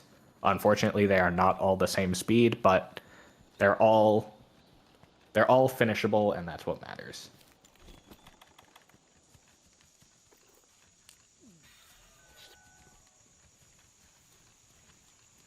There are 6 guaranteed on this expedition that we're going to have to grab. We're going to grab 4 now, fight the Pukei, and then grab the last 2.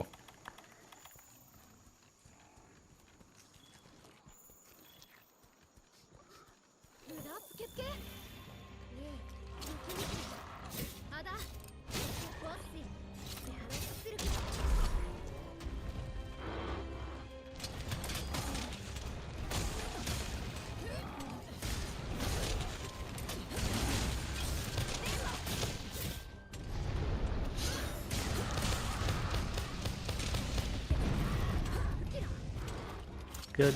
First Clagger. Intentionally starting this CSD early because we don't want another flinch after this Clagger. Because now he goes into his eating AI, which will move him closer to where we want him to end up.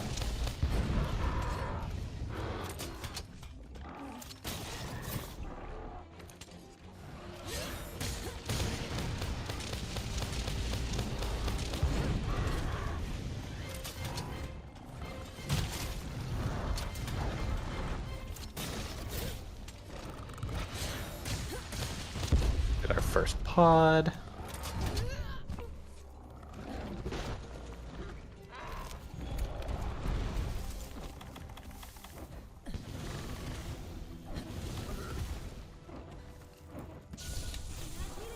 And captured. Perfect.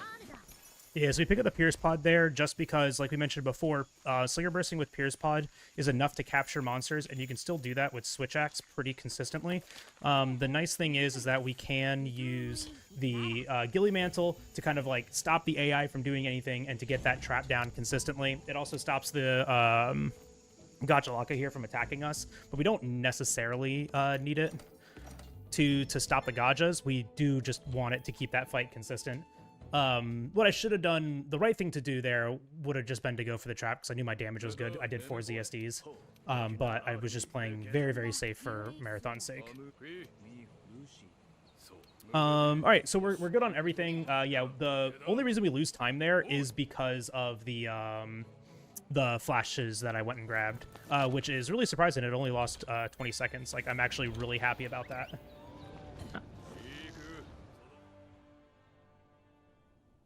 All right, yeah, so there are 4 monsters that we have to gather tracks for. Each one has 3 patterns, so that means that there's 12 patterns in total that we've memorized. The beginning of each pattern will kind of tell us which one that we're on. I don't see tracks up here, so I know I'm on pattern 1 or 2. Not all track patterns are built the same, like Green was saying. Unfortunately, some are slower than others, but the important thing is that we can just finish it. We got pattern 2, which is good, so that's 1, 2, 3, 4, 5. This also means it's going to bring me right by a sleep herb, so I can grab it as a backup.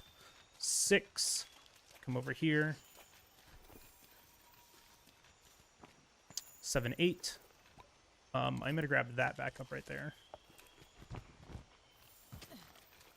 Yeah, the Pompadour is absolutely an RNG manipulation. 9. Without the Pompadour, it's impossible to do this speedrun as me. 10, 11, 12, 13,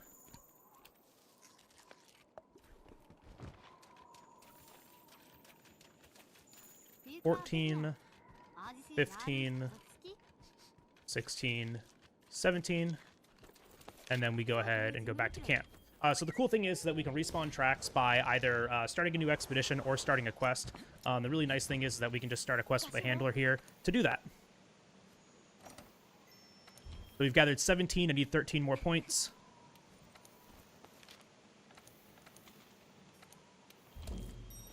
Really nice too is that is consistent movement. That's static. That doesn't change no matter what other quests you may have unlocked. It's very nice. That, you know, it's just all consistent.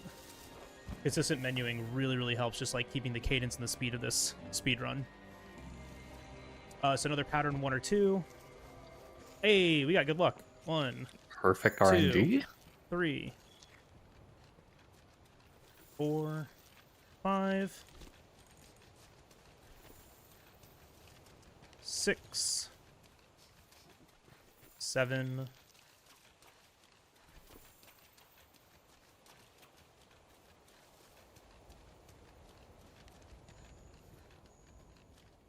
8, 9, 10, 11, 12, 13. Being very careful not to abandon quests there, because if we abandon, we lose all the progress that we just made. We have to do it again, and I've absolutely done that in runs. All right, so up next is high rank Anjanath. This is another example of Clagger chaining, but we have to do it very specifically. Having 1 flash here is necessary, 2 is comfortable. So that's why I went out of my way to grab some extra flashes just to make sure I had them. And, you know, just to make this a little bit more comfortable for myself. It's a good backup. It just makes it easier, too.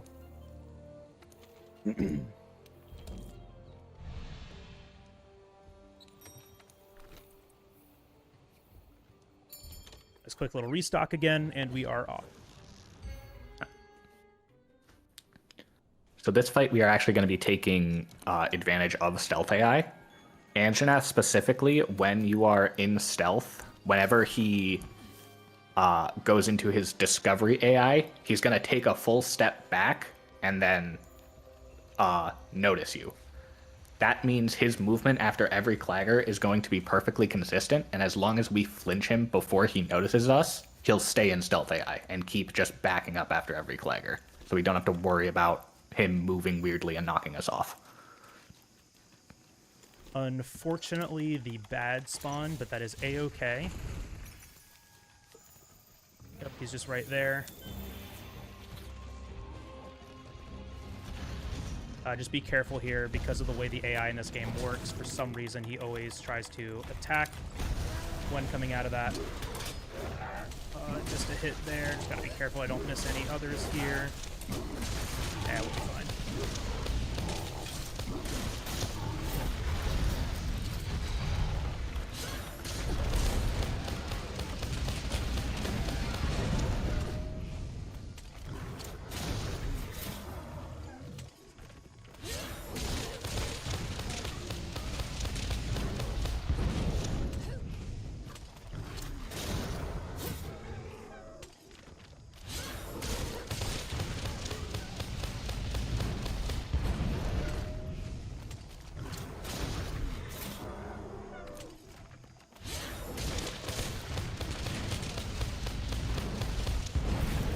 Good. There's our head break, and our gauge is running out, so now we can flash him.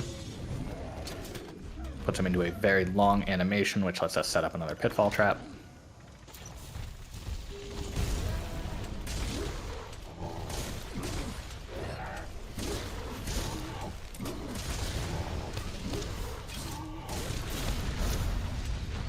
And now he's going to recover from the flat... Oh, or instant Clagger. That works too. Whoops. Okay, that actually worked out.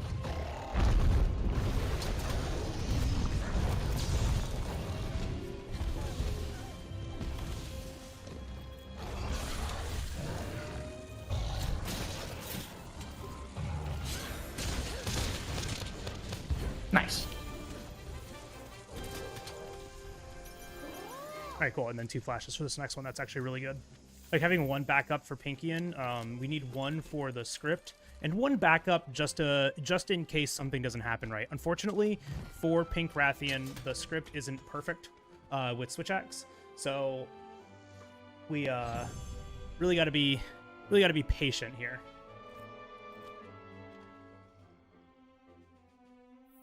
2:30 is a decent time. We also don't need those Thunderbugs anymore because we only have 1 more monster to capture, and I have 1 extra. Yo, Mikarai, how you?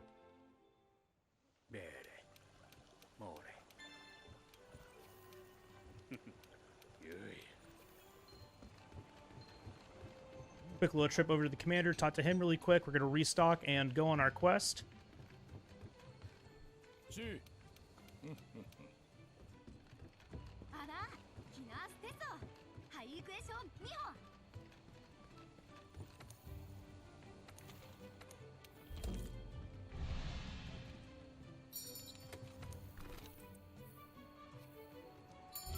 We have two traps here and a shock trap. We're gonna need a pitfall and a shock to finish this.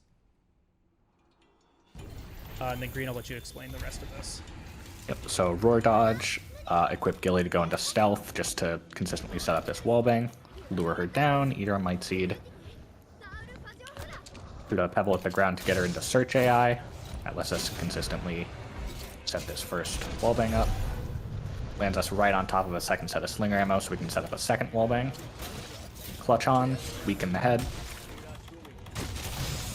And then Bagel's going to position here so that she moves away from him at an angle where he can only have to hit once to get a wallbang.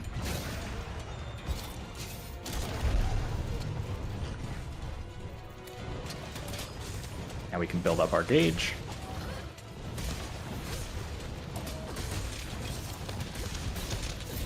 And ZSD.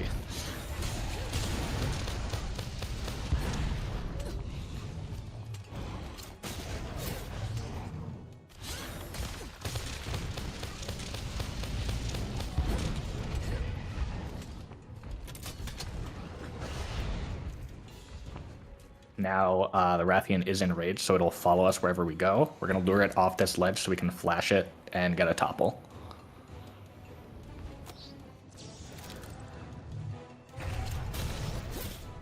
Give us an opening for another ZSD.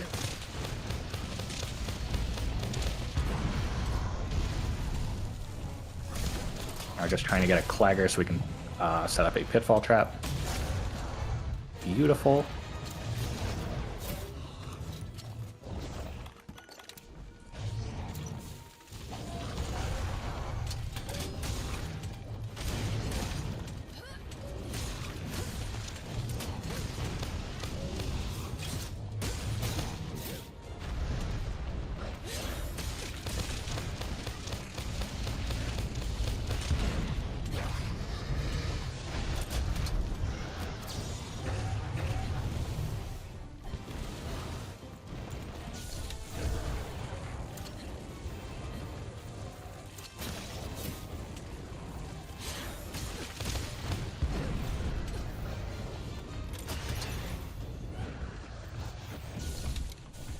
Unfortunately, the wall kind of grabbed me right there, but we had that backup shock trap. That's why we get these things, right?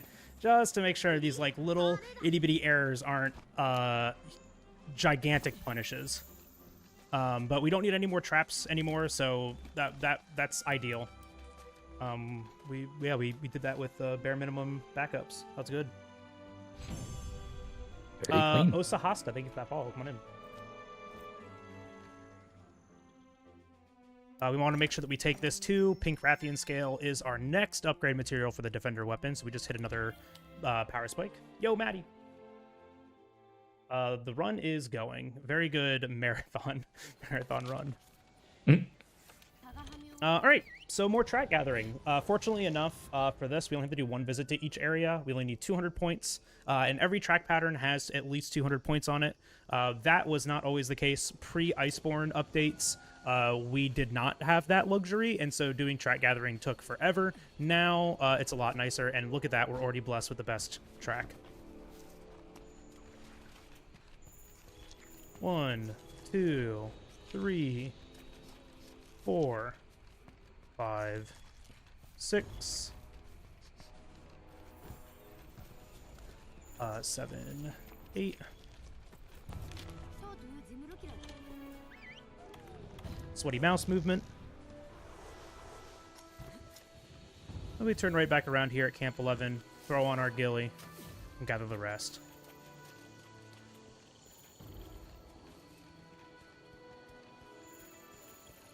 Nine, 10, 11.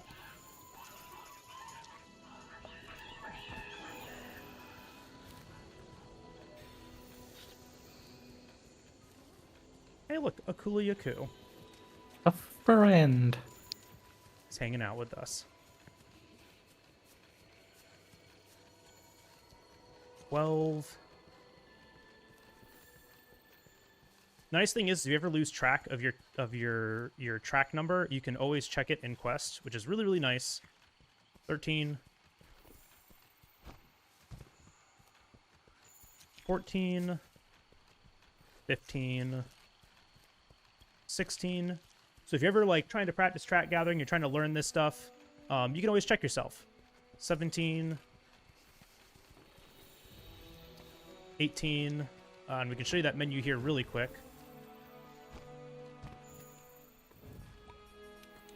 Right there, yep, 18 points. We just want to make sure that we're back in here before the animation ends. Turtle, thank you so much for the 61 months. Oh my gosh, dude. Oh. 61? Dude, that's so many. Thank you so much. I really do appreciate you. All right, on to the next one's Wildspire and Teostra. Teostra tracks are pretty easy too. All these are pretty much the same, which is really nice. One more than 60? Yeah, it's 60, 61. Dude, 61 months. Holy. Ooh. Nice. Another good pattern. 1, 2.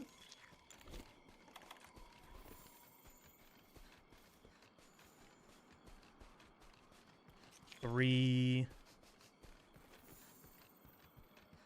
4. Almost missed that one somehow. 5, 6. So yeah, someone asked about it earlier. Is putting the ghillie mantle on midair 7/8 faster than when you're running? Technically yes, because you slow down a little bit. And we can even use it like off of ledges and stuff like that where we would normally slow down, just to kind of like preserve our speed in other places. But yeah, if you're jumping off of a cliff, using items or like using a mantle there is faster because the animation slows you down.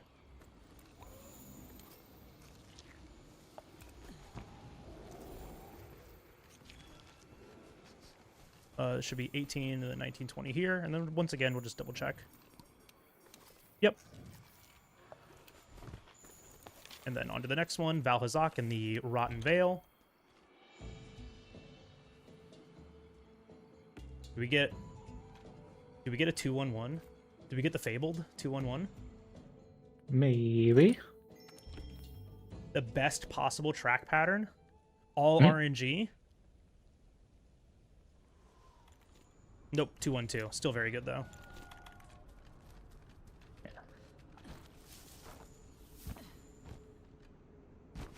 So nothing too fancy here. We just have to like know where these are.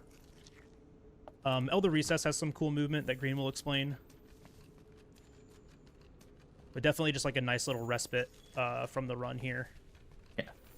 Okay, so for estimate, you're going to want to add 225 to whatever this is to account for worst possible tracks. Oh yeah. We'll take a look at that. I still think the 236 is a good enough estimate, but we'll see after this.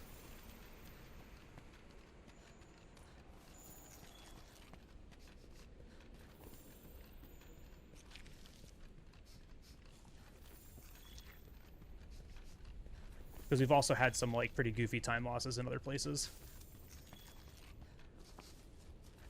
Yeah. So we should be at 15 here.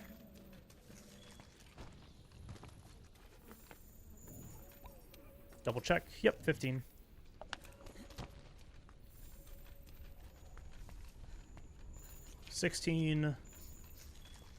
Wait, 15, 16, 17, 18, 19, right, because the other one. And then so we got one more. Yep. And 20. All right, the Everstream and the Elder's Recess. So we were talking about how we always have to gather tracks for Nergigante. The first time that we go and do it, it's always the same kind of expedition, because the first time we've ever been to the Everstream, and oh no, I saved. It's a time loss reset. But I'll let Green explain what we're doing here and kind of the nifty little movement tech that we have throughout this. So, start out similar to Mercer Skip at the beginning of the run. We now have Admiral Skip. Admiral here has a slow walk radius around him. Works a little weird though. As long as you're not in his slow walk radius, the radius is very small. But as you can see, if you ever enter it, the radius to get out of it is huge. So we're just going to try and stay just outside of his slow walk radius until he gives us a big enough opening to sprint past him.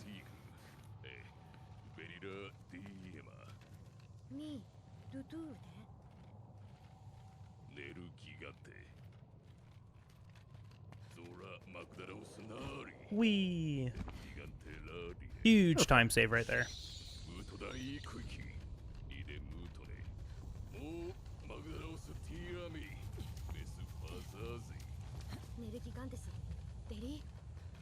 I always thought this area was really cool too, and I was upset that it was just a hallway with some gathering in it. Yeah.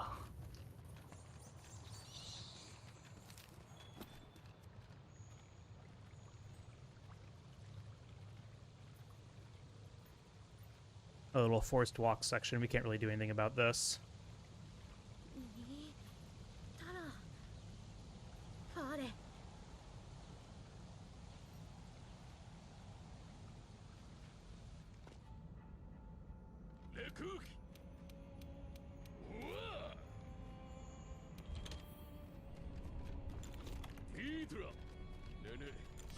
Should we bully Dota Gamma or save him?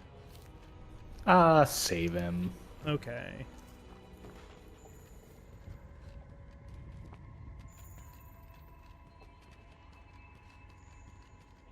Yeah. So this first monster we're gonna cite, he's going to roar as soon as we get out of the cutscene. But we are actually right on the edge of his radius. So as long as we move backwards at all, the roar just won't affect us, and we can just continue on. Beautiful.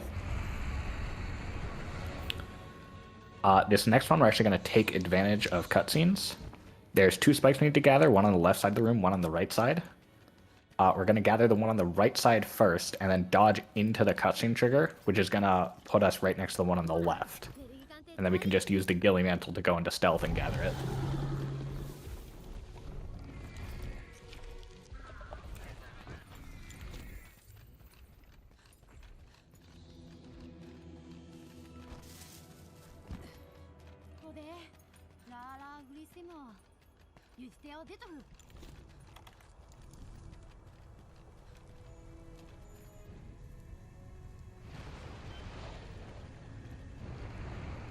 Yeah, and so these areas, we have to gather both of the spikes at each location. So even if we had more research, like even if our research was completed at this point, we still have to gather them.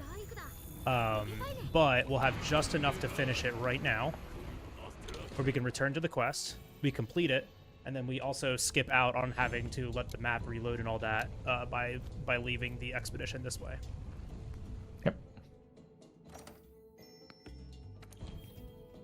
So now we're going to switch our weapon around, and we're going to go fight Nergigante for the next, what is it, 6 hunts? 5 hunts? We're going to be using Switch X. Excuse me, Sword and Shield. Wow. Prefacing that perfectly, and then immediately messed it up. Mm-hmm.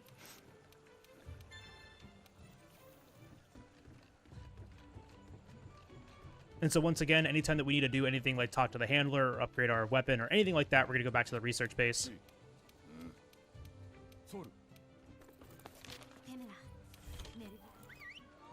And we're going to downgrade our Switch Axe to get the commendation back, and then we're going to upgrade SNS twice.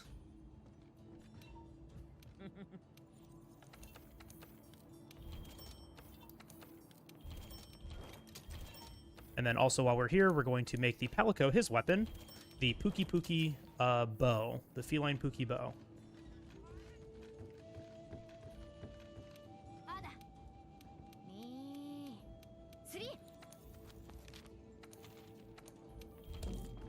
Right, a wound and a thirst. The Nergigante fight.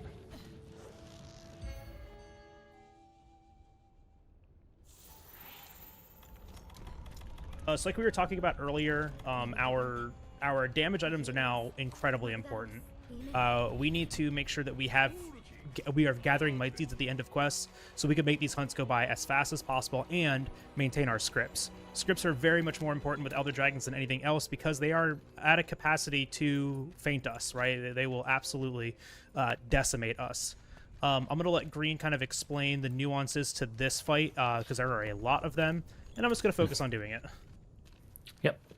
So to start out, we are going to go for a wallbang, trying to bait out AI that'll let us safely do it.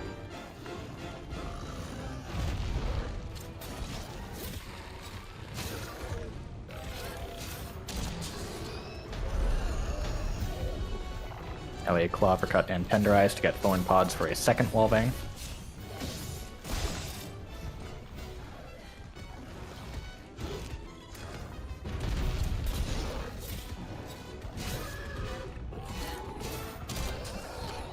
Monsters are actually immune to KO during a wallbang topple, so this is just going to put in one blunt damage hit away.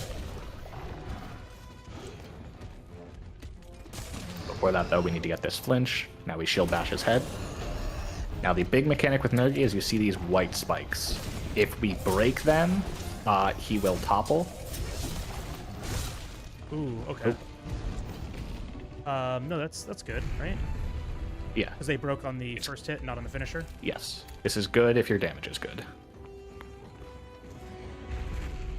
That was big jump, right arm is going to be growing.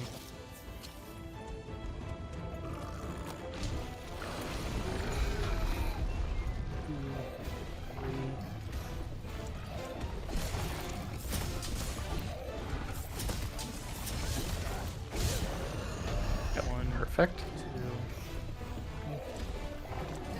So now we're just trying to alternate claggers and spike topples. Sweater damage.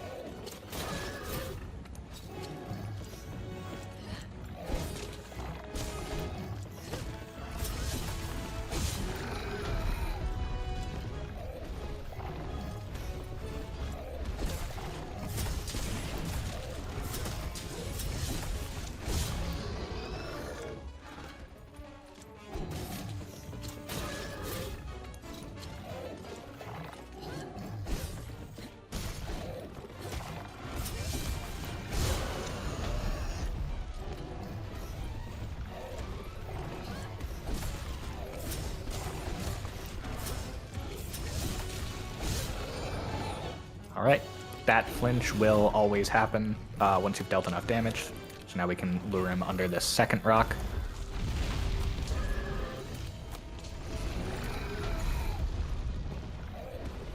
And get our lock back.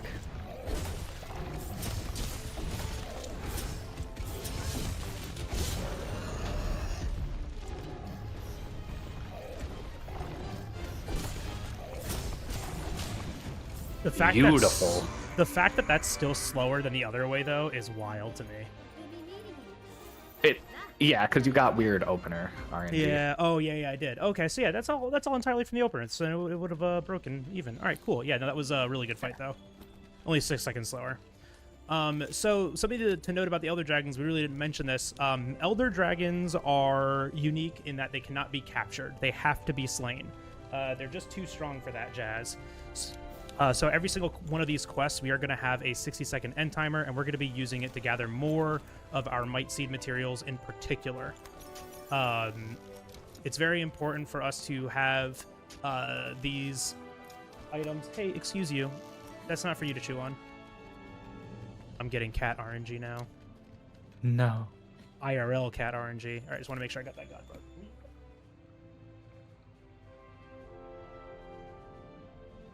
But yeah, so we got all of the equipment that we needed at the end of that, because we're going to be using all of the Might Seeds that we have in the next quest to use a Demon Drug, a Demon Powder, and a Might Seed. I want to make sure that we take all the rewards here too, because Nergi is the final upgrade material, a 326, you say. And that was 6 seconds slow, you say. Yeah. Huh.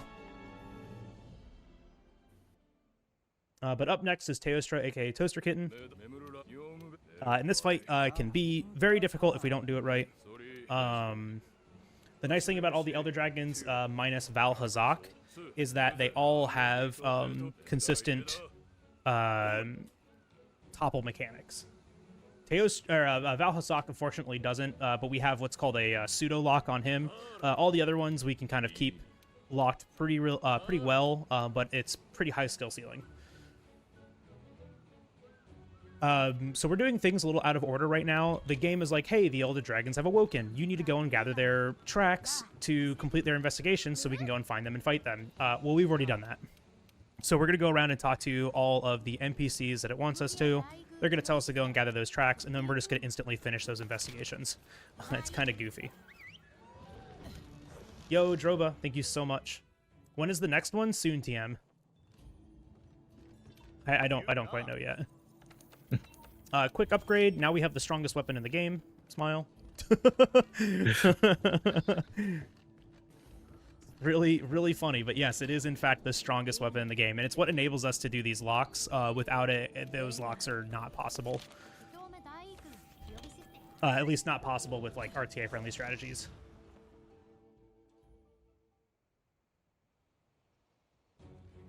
All right, now we just got to talk to the research Wyverian here real quick.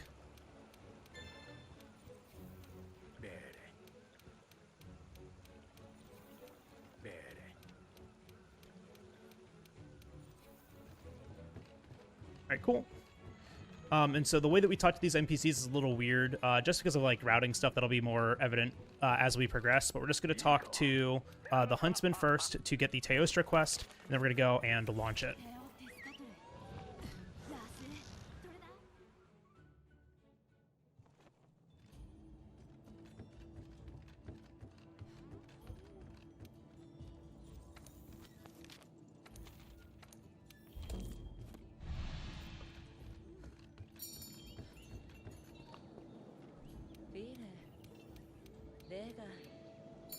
All right. So Green, you want to tell us a little bit about the Teostra fight? I would love to. So, Teostra, kind of similar to Nergigante, we're going to be alternating Claggers and Topples. Thankfully, we didn't see this problem in Nergigante, but Nergigante's Topple and Clagger thresholds can kind of overlap with each other and mess you up. Teostra, that isn't a problem. He will always Clagger, then Topple, then Clagger, then Topple if you deal enough damage to his head. He does have 2 modes he can spawn in, Fire Mode or Blast Mode. Fire Mode is annoying because he just kind of deals constant damage for the first third of the fight. Blast Mode is annoying because the moveset is annoying. But either way, hopefully he won't get to move at all. Missed it. And bad RNG. Alright, unfortunate. I missed the hardest part to this. Just dodging that roar at the very beginning. Yeah, so clutching on here, hitting the head 3 times will force it to enrage, which means it'll roar. Yeah, it didn't take my input to do the back hop. Or to jump off the head. I was just mashing it, and now his head's out of bounds. I have to wait to pull him back in.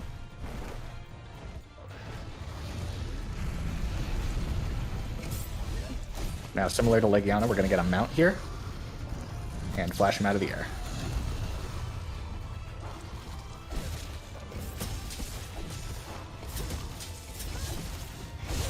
Alright, we're 1 hit away from a Clagger. Just let that explode. Of course, he puts his head out of bounds. 2, 3, 4, 5. Right, claw uppercut tenderizes the head. Now we can start our lock. I'm dangerously close to this edge, so I don't think I'm going to be able to keep it. But we will try.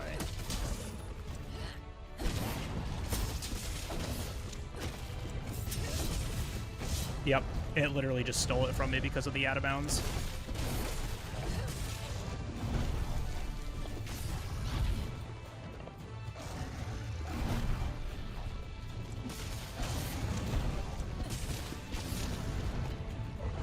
Really unfortunate just positioning now because I didn't start the fight the right way.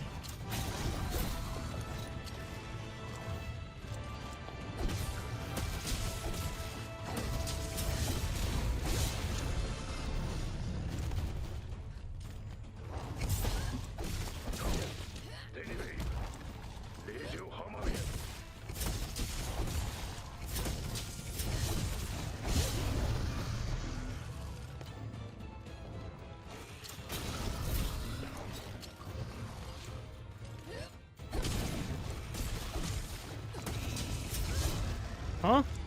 Sick. Well, this fight's not going well.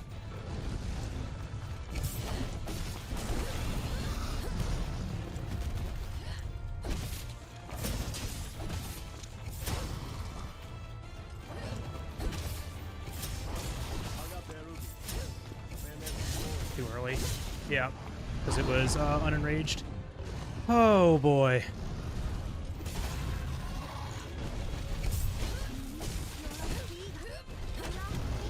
Alright, at least got the Clagger there.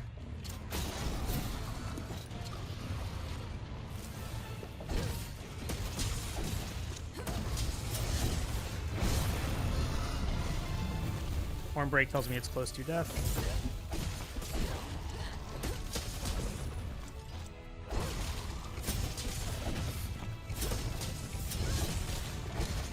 There we go. Nice. Minute slow, unfortunate. It's a little scuffed, but, you know, we got it done.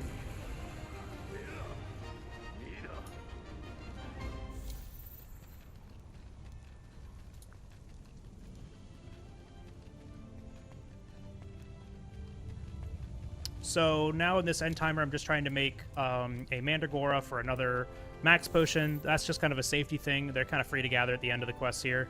And then also the Might Seeds, just so we have our Pyro items for the next quest. We just need 2 Might Seeds for the next quest, and that's just what we're going to gather now. Hopefully that one goes a little bit smoother.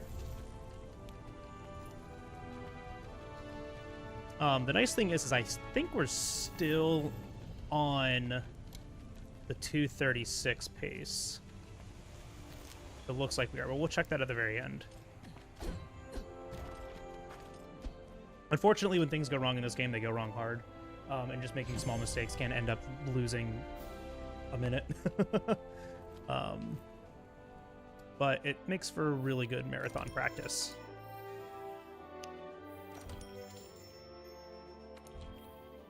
All right, next is Vaal Hazak. And this is a fight that I like, but it's very hard to do. And I'm going to try to commentate it, just because it makes, I think it makes a little more sense for me to do it than Green, because it's actually, so we call this a pseudo-lock because it's not 100% guaranteed, right? We actually have to juggle damage in a very specific way so we can chain together different forms of control. And the main one that we're going to be dealing with is chest staggers. And we're going to be getting them by slinger bursting with Pierce Pods. Fortunately, every time we tenderize Vaal Hazak, he will drop a Pierce Pod. And that's good. Like I said, that's going to be our main way of just damaging and keeping the lock together. The other half is going to be with claggers. Just like all the other fights, the monster just pretty much stops, and it gives us a whole opening to attack them. And the nice thing is that the game's designed in a way that when we get a clagger, we can fit in the tenderize attack. That also just maintains the damage that we need to do, and keeps the pseudo-lock going. But it's a pseudo-lock because there's a lot of different things that can go wrong. So immediately we're going to claw uppercut this roar, just because this roar is very tight. And then now we're trying to bait him to come this way so we can get a wall bang. Beautiful. This is probably the best thing that he could do here. Gives us a nice little long ending animation. So we get a wall bang, claw uppercut, the chest, and now the chest is going to be tenderized. This is going to drop our first Pierce Pod, and now we need to do 300 damage to the chest. Ooh, or we could just do...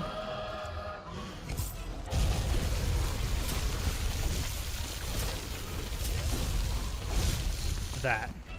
So I need him. Do you let him roar, or do you just go for it? I just go for it. Yeah, that makes sense. So now we're looking for a clagger. Good.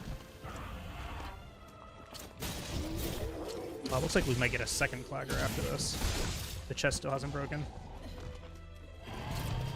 I'm just gonna let him do this. We want to whiff this a little bit. Perfect. That chest looks great now. And so, like I said, I'm just juggling my damage because I don't want to make him chest flinch after a PR. We want the Slinger Burst to get that. And then after this, we want the Clagger. So this is the juggle, right? So that's going to keep giving us these Pierce Pods, and it's also going to keep giving us the damage that we need. I'm also keeping track of my Sharpness and my Might Seed. Fortunately, this guy is giving me great RNG right now. Unfortunate. I'm just going to come up here and tap it a couple times. So now when I Slinger Burst, I'm kind of waiting for a Clagger, as our damage got a little off there for some reason. Trying to make sure that we don't bait out any bad AI here. There we go. The nice thing is that this should put us back onto the right kind of like cycle.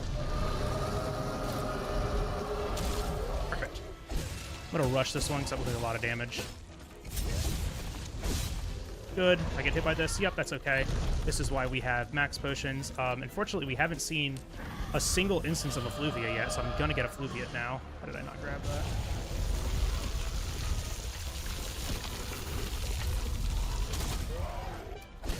Behind the back leg is not ideal. Good, we snuck up there. Hit again, that's okay though. Try not to bait out any bad AI. Was good, we'll get a Clagger after this. That's third pod.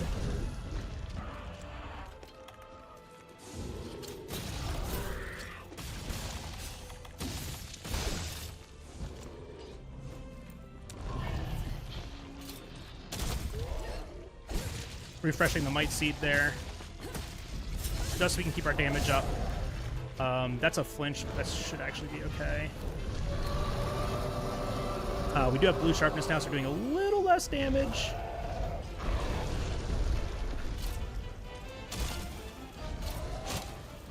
Huh. Okay. Everything is fine. Hey, look, Effluvia after the fight. Even funnier. Yeah. On the opening beam, hitting the leg saved you. You want to rush PR1 and 2. Ah, okay. How'd that not hit? Tragic. Alright, so you rush PR1, 2, time, PR finisher, and then Slinger Burst. Got it. Yeah. Okay, cool. Because I believe if you time all of it into the chest and get a blast proc, you'll get an Effluvia flinch. Yeah, I think that's what I've done in the past, and I've been like, why didn't this work? Yeah, but that's still a really good Vaal fight. Saved a minute there from PB. Feels very good. Low 4 is the goal, right? Low 4 is the goal? I don't remember anymore. Look, like 4 2x is the best you can reasonably expect to hit consistently. I usually get like 4x. Yeah.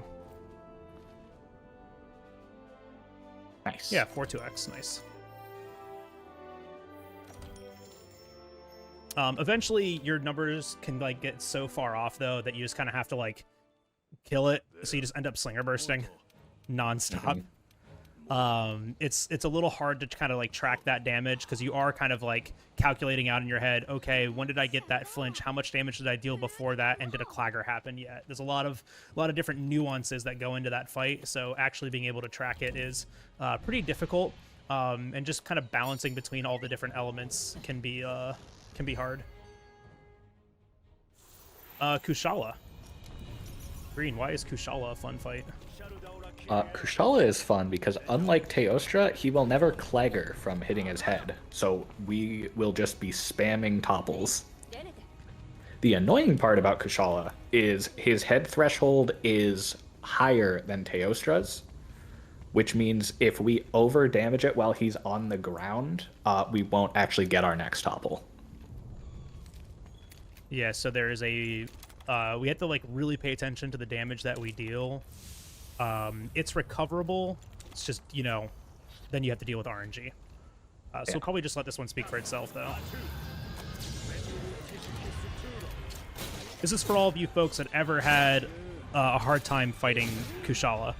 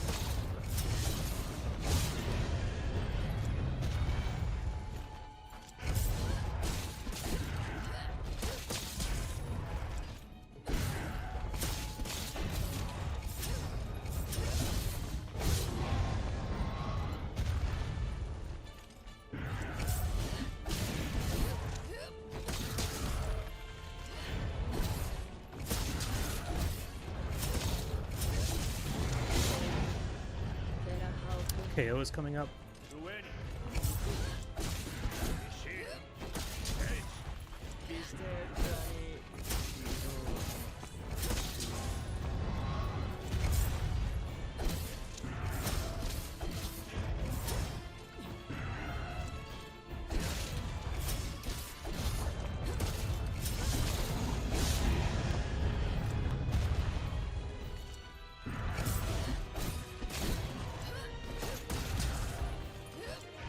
Turning the wrong way.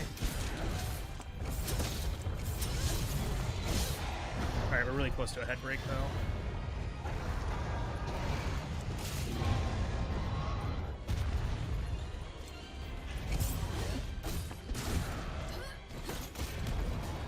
Dude, what is that?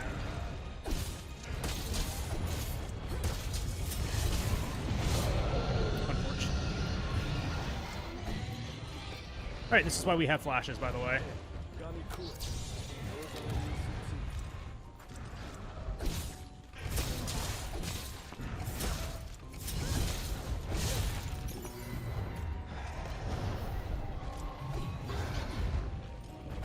my gosh.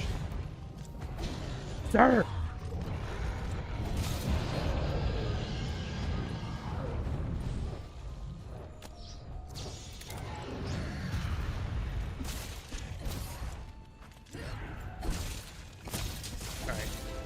Just had to go for a little cope there at the end. We lost the lock.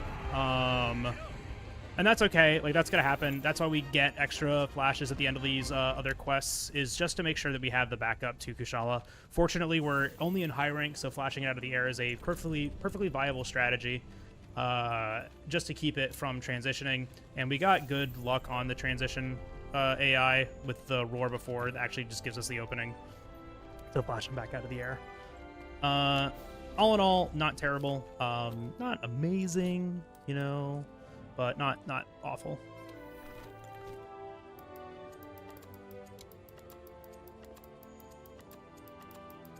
Just reorganizing my item bar here to put the things that I'm going to be using closest to the front. Because we're coming up to the very last hunt. Time is coming up soon. Xeno'jiiva, the namesake to the category, right? We said like it's any percent, but Monster Hunter we've kind of traditionally named it after the last monster of the category. So this is Xeno'jiiva, or Xeno percent. 326 is still a perfectly workable time. Low 3 or sub 3 is kind of the goal on Kushala. But you can obviously see those spots where I kind of lost it. I turned my PR in a weird way when I came off of the head, and then just timed my falling shield bash at the wrong time. Those last two PRs just weren't great. But it is A-okay. There are definitely probably better decisions I could have made, but I made the easy decisions, which is not timing out my damage and just depending on the flash afterwards, so I don't accidentally let him transition off of a bad PR finisher. All right, Xeno'jiiva. So a couple things are going to be happening here. We're going to be picking up stone. They're going to be very important to our strategy here on Xeno'jiiva. We're also going to be bringing the cat back with us. He has a poison weapon, and like Green was mentioning before, poison's going to do about 4 to 5% of the monster's health, which is a huge chunk of Xeno's health, and we'll probably get 2 poisons during this if we're lucky. At least 1 though, which is always nice. Green, I'm going to let you talk about the strategy here though going forward. I'm just going to focus on doing it. Yep. So similar to Kushala, we're going to be chaining topples together, this time on the leg. Xeno topples are much shorter than Kushala though, so it's a lot tighter to actually get all the damage in we need. If we miss even a single hit of our combo, the topple won't happen.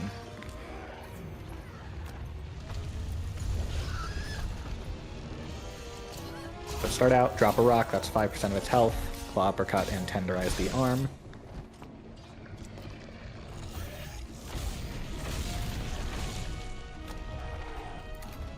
Good movement RNG to get under the second rock. Now we're just trying to get our first topple on the hand. I did not aim that even remotely correctly.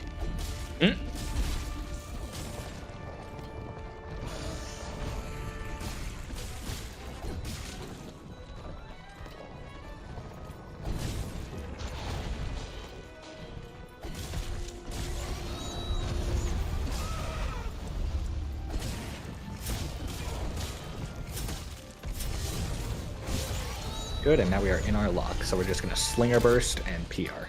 I am going to pray for good movement here. Yeah, no. It like threw me off at such an awkward angle there. I did not see myself keeping that.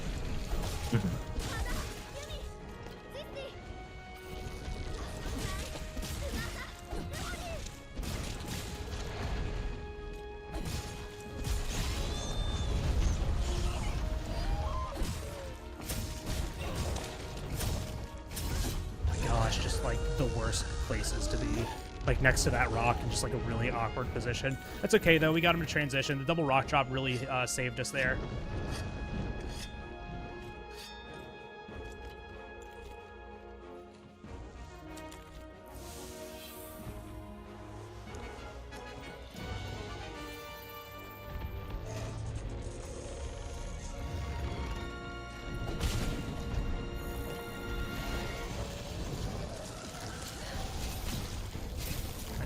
one. There's two. Refresh the Tenderize. We did go yellow icon, unfortunately.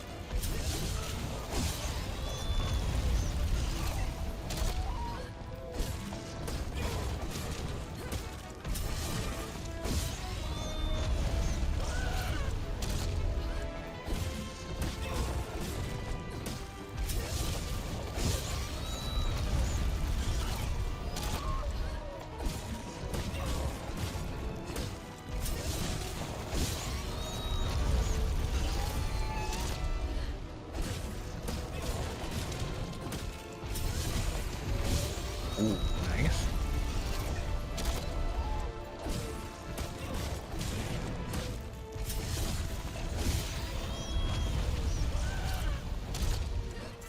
Turned way too far to the right there. Unfortunate. I feel it.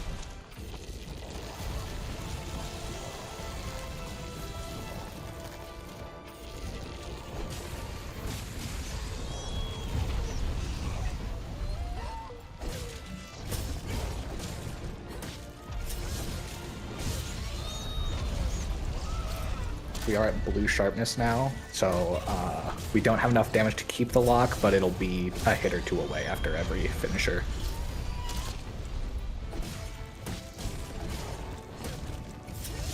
Uh-oh. Man, if I would have hit that, that would have been really good.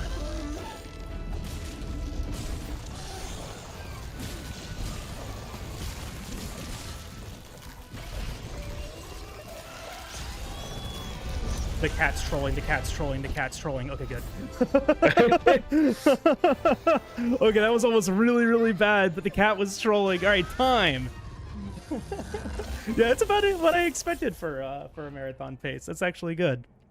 Let's check our RTA really quick before I say, okay, 236.29. Yeah, okay. So well, you can either miss Expedition Los or get bad tracks. You can't get both. yeah, you can't do both. Yeah. What'd you say? 255 that I have to add? 225. 225. So that would put me at a 2850. Yeah, we might I don't know if the 236 is going to be a good RTA time. This is something that we always have to like battle with, right? Is like what is a good marathon time? I always hate to like say like 5 minutes difference is good, but yeah, because we've submitted this with 240 before, but the strats really do say 236 is possible. 238. Let's just split the difference. A 238 estimate might be good for right now. But yeah, I mean that was still really good Xeno. It wasn't a perfect Xeno. What was our quest time on that one? 50. A 510. Yeah.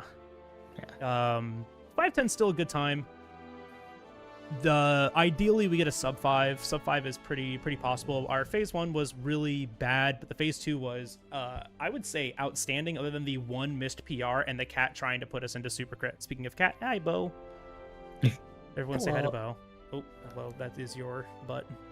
But yeah. Still a good run. Yeah, the elders. If the elders were shoved into one split, it would have been perfectly average. Yes. Yeah. No, yeah. Like being like, I always expect about like 2 minutes on elders, like plus or minus, just because like you make a single mistake and you can lose 30 to a minute. And especially on Teo. Like Teo's probably, I would say Teo's the hardest one to do perfectly. And of course, in practice today, I had a perfect Teo, so we were gonna choke on the run.